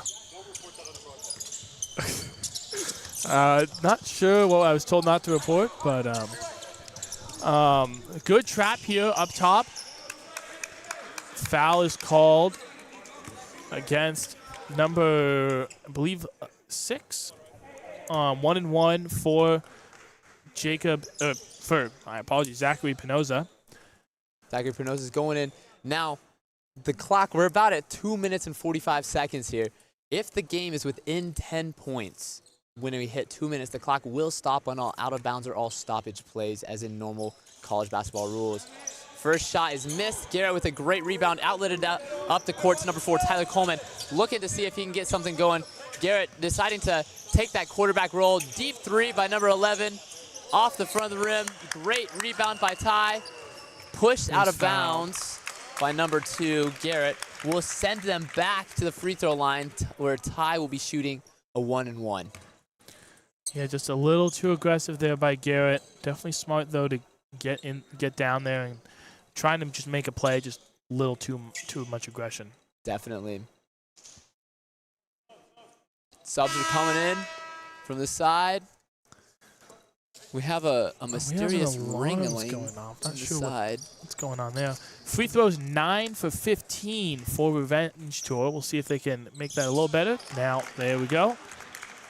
That's a little bit better, helping them out, especially extending that lead up to 10 points. The clock is stopped with 10 points or less. So if he makes this, then the clock will roll until Salute is able to get it within 10 points. And he does. So 11-point lead for Revenge Tour. That's huge because if ball goes out of bounds, clock will continue to run. Salute looking for a quick 3. Number 6 on his way. Airballed. Tipped. No, Tipped. Good tip. Actually, really good tip call, but not an air ball, just a really good defensive play. Clock's going to keep running, 11 points. So we talked about that free throw was huge, making both of those. 11 points. Ball's going to go all the way back. A little bit of an opportunity for Revenge Tour to press here. Dribbling it all the way up. You know he's looking for a step-back 3. Not able to get it. And it's called for the travel. And you can hear Revenge Tour getting loud. They can taste a victory. They can feel the fabric of the intramural shorts. A timeout is called by Salute. So that'll put it. We'll put a couple seconds back on the clock here, but timeout Salute. They're down 11. Talon, it does feel like Revenge Tour has this one a little in the bag. They've been playing fantastic, just moving around, and Salute hasn't had their shots fall. I mean, 1 for 10 from the 3-point line. That's just difficult to overcome. We saw Michigan do it a couple weeks ago, but so far Salute has not been able to do so. What are some things that Salute can take going forward from this game if they're not able to pull off the comeback? I think one of the biggest things that Salute can take going forward is to learn to play together. I think that's the one thing that Revenge Tour is really, really good at. They're really sharing the ball. I mean, look at the stat sheet. I mean, everybody scored on Revenge Tour. Salute, we have a lot more kind of consolidated leading players who are good and able to score some points, but we really need to find that options from other people, especially when those players can't score, when they get locked down. Yeah, and I will say 3 seconds added back to the clock from the timeout. And yeah, like you said, I mean, I'd say this, I think Garrett Jenkins Jr., he was, I think, the MVP of last season's men's competitive championship that I also helped commentate. And so I think he has been just fantastic. He has been shut down by Revenge Tour. Really good play. A three-pointer and one. Clock will continue to run because that is over 10 points. Nope, I think it got back within, it was 11, Oh, so my now it's apologies. 9. I don't know how to count. Okay. Really good. Sorry. That's kind of the worst-case scenario if you're Revenge Tour. You can't foul on a three, and he made it. What That a was time for the crazy. second three of the game. Garrett had the board, just not able to get it. Foul is called on Garrett. Looks like it's going to be Ethan who's going to be shooting the free throws. That Minute is still 2 a left. 1-and-1. This is an ideal situation here for, I mean, I wish that number 4, Tyler Coleman, would have made his free throw, and then we could have gotten within a 7-point game. Right now, we're looking at an 8-point game, 8-point lead for Revenge Tour. Going to the line for a 1-and-1. Let's see if Salute is able to do anything. Off this Ethan miss. misses the There it first. goes. Garrett looking to push up the pace. Goes over to Connor. Connor dribbles up. Deep three. Won't go. Rebound fouled. Ben King sent to the free throw line, and he'll be shooting 2. So you got to think he's feeling pretty good about making at least one, if not both. That was not the shot that Salute was looking for. They needed to get at least a little bit closer to that 3-point line. Tyler Coleman could have taken a dribble into that, I think, and I think he should have, especially knowing that as the last one came through contact, being able to get a little bit closer, a little bit more reliable shot than taking that deep shot from Caitlin Clark range right there. Yeah, I mean, sort of a Steph Curry, what happened to the game I love moment. Kids just hucking up too deep of threes. However, they did need a 3, and he had a little bit of an open look. You can't blame him for trying. He just made one. Maybe he felt he had the hot hand. Definitely there. He has their only 2 3-pointers. This is true. This is true. Has them on 7 tries, so not the best shooting percentage. Ben King knocks down both. Really good job by him. He's been fantastic. Probably the MVP of Revenge Tour so far. Good defense. Shooting in. Good 3 there. That won't go. Rebound and 1. Count the basket and 1. Good, a chance for an old-fashioned 3-point play. Really good inside move by Connor to get that tip in. Definitely. That was a good placement. I mean, hey, he just used advantage of his height right there to try to tip that ball. Get the foul. We'll be going to the line here, trying to bring this lead down to 7 points, which would be the least points that Revenge Tour has led by this entire half. I think that was an intentional miss, trying to get the rebound. They weren't able to get it. He's fouled on the inbound. It'll be, can't quite tell who that is. Number 7. Ty Anthony will be going to shoot 2. Shooting 2. So man, it feels like Revenge Tour can taste it from here. Salute's just trying to throw up anything possible that they can. yeah, it's been a really good game. Both teams playing really hard. Both teams playing really well. Just not quite able to have the shots fall for Salute that they would want to see. However, Revenge Tour, they've earned it. They've really played top-notch. First one misses. Still a sliver of hope here for Salute. See if they're able to make something out of this. Yeah, intramural basketball, you never know with free throws. It's always iffy. So we'll see if he can knock this second one down, and he does. 9-point lead now for Revenge Tour. Clock doesn't start till it's touched. Touched by Garrett. He's going to bring it up the court. Does not want to shoot the 3 himself. Notice it. Drives inside, gives them the 2. Not a bad idea. Clock's still running. Doesn't stop on out of bounds. IM's foul is called on Garrett, sending Zachary Pinoza to the line. You might be able to hear in the background Intramural sports manager Brian Walker explaining that clock does not stop on a made basket. Sort of, those are the rules that we play by. So the clock is stopped now as it's a 7-point game. Zach looking to extend the lead. And he gets one down. First free throws are crucial here, especially because those are the ones that are able to make. This one, though, here, you might think about if you just want to make it and get everyone back, get everyone just inside of that 3-point line, allow them to take whatever shot and allow them to kill as much clock as they possibly can. Foul is called, not something you want to take. Don't want to be taking any fouls. Ben's getting close to foul trouble as well. Shooting 2 for Salute. My apologies. We have 23 seconds left. Just a reminder, in case you might see the clock on your screen, might not be synced up perfectly with the buzzer. We're doing our best to match the clocks, but we don't have the really fancy abilities to keep the clocks perfectly synced. So we're doing our best if you see any adjustments. Second free throw, neither one will go. Ben gets the rebound. He'll be shooting free throws. If you're going to miss the second one, you got to get the rebound. Exactly, definitely, especially with your height as strong as Salutes is this year. I mean, Revenge Tour literally has just been able to box out and box out and box out and get using their smaller bodies, but using that to their advantage. Looking like Jacob is going to be checking in here. Doko. Heck yeah. Coming in. He does not, as far as I'm concerned, I don't think he has a knee. I know he went to the doctor today. He's basketball. He says basketball's too intense for it. If I remember correctly, he went to the doctors today. We'll check in on how that went. He already won a championship last night with his volleyball team his men's volleyball team won a championship. He'll be checking in probably to ride out the last seconds of a men's basketball championship as Ben knocks down both of them. 11-point lead now for Revenge Tour. That's a 3. That goes up. That won't go. Ball will be out of bounds. It'll stay with Salute. Clock is going to continue to run. 11 seconds left. Ball is stolen away. Zachary Pinoza, he'll slow it down. 4 seconds left. 2, 1. And sort of a basket will not count. Basket waved off by the officials. Sort of a fitting end. If you remember last year, we had Salute going up for a windmill dunk at the end of the game when the other team had stopped playing defense. We see the Revenge Tour trying to get Jacob some points as he's been out most of the season with an injury. Definitely. But fun game so far. Fun game at our men's competitive championship.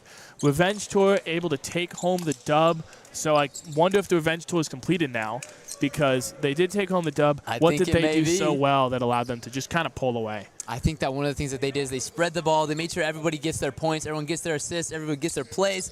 And they were really able to hold off and to keep that height advantage that Salute had. That almost disappeared entirely into that second half. That first beginning part of that game, definitely Salute was taking advantage of that. But what's the saying? It's not the size of the dog in the fight. It's the size of the fight in the dog. And their team might have been a little smaller, but you could tell they were working hard. Fighting for every inch of court, fighting for every loose ball, just working hard. A fantastic play, and just really good help defense as well. They came in. You saw them collapse. You saw them rebound. However, I do want to just shout out really good effort all around by Salute as well. You saw their players. You can tell they're a little disappointed. A lot of them basketball student managers, not how they wanted their time to end in Crisler like this. But they also played fantastic. They worked really hard. You could see a lot of effort, especially down low from a lot of their players, just working to get rebounds, working to get points, just not quite able to come through with it. Definitely. And Ben, and shout out to them. But really, the real champs here for the Intramural Championship Revenge Tour for the men's 5v5 competitive. Shout out to them as they get all their T-shirts. They get onto the court for their one last celebratory picture to complete their Revenge Tour. They've well fought, hard-earned, well-deserved. Loving it here from the Crisler Center in Ann Arbor. To run through some of our champions earlier, we had men's recreational champions, freshmen, they won. For fraternity, we had Sigma Alpha Mu, and then Revenge Tour for men's competitive.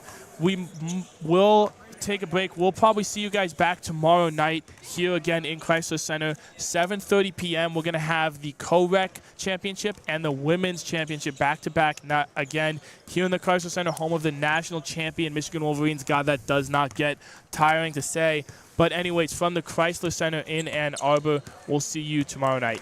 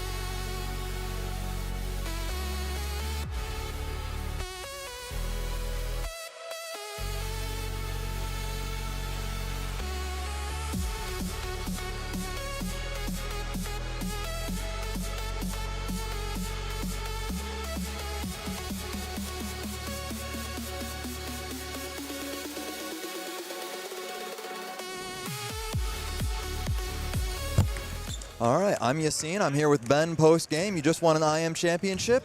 You dropped about 15 points out here. How's it feel? Feels amazing, man. You know, to do it with my best friends, my brothers, go out there, have some fun, and get to play at Crisler, man, it was sweet. So it was definitely a fun time. Yeah, your team was forced to win this game at the line. Yes.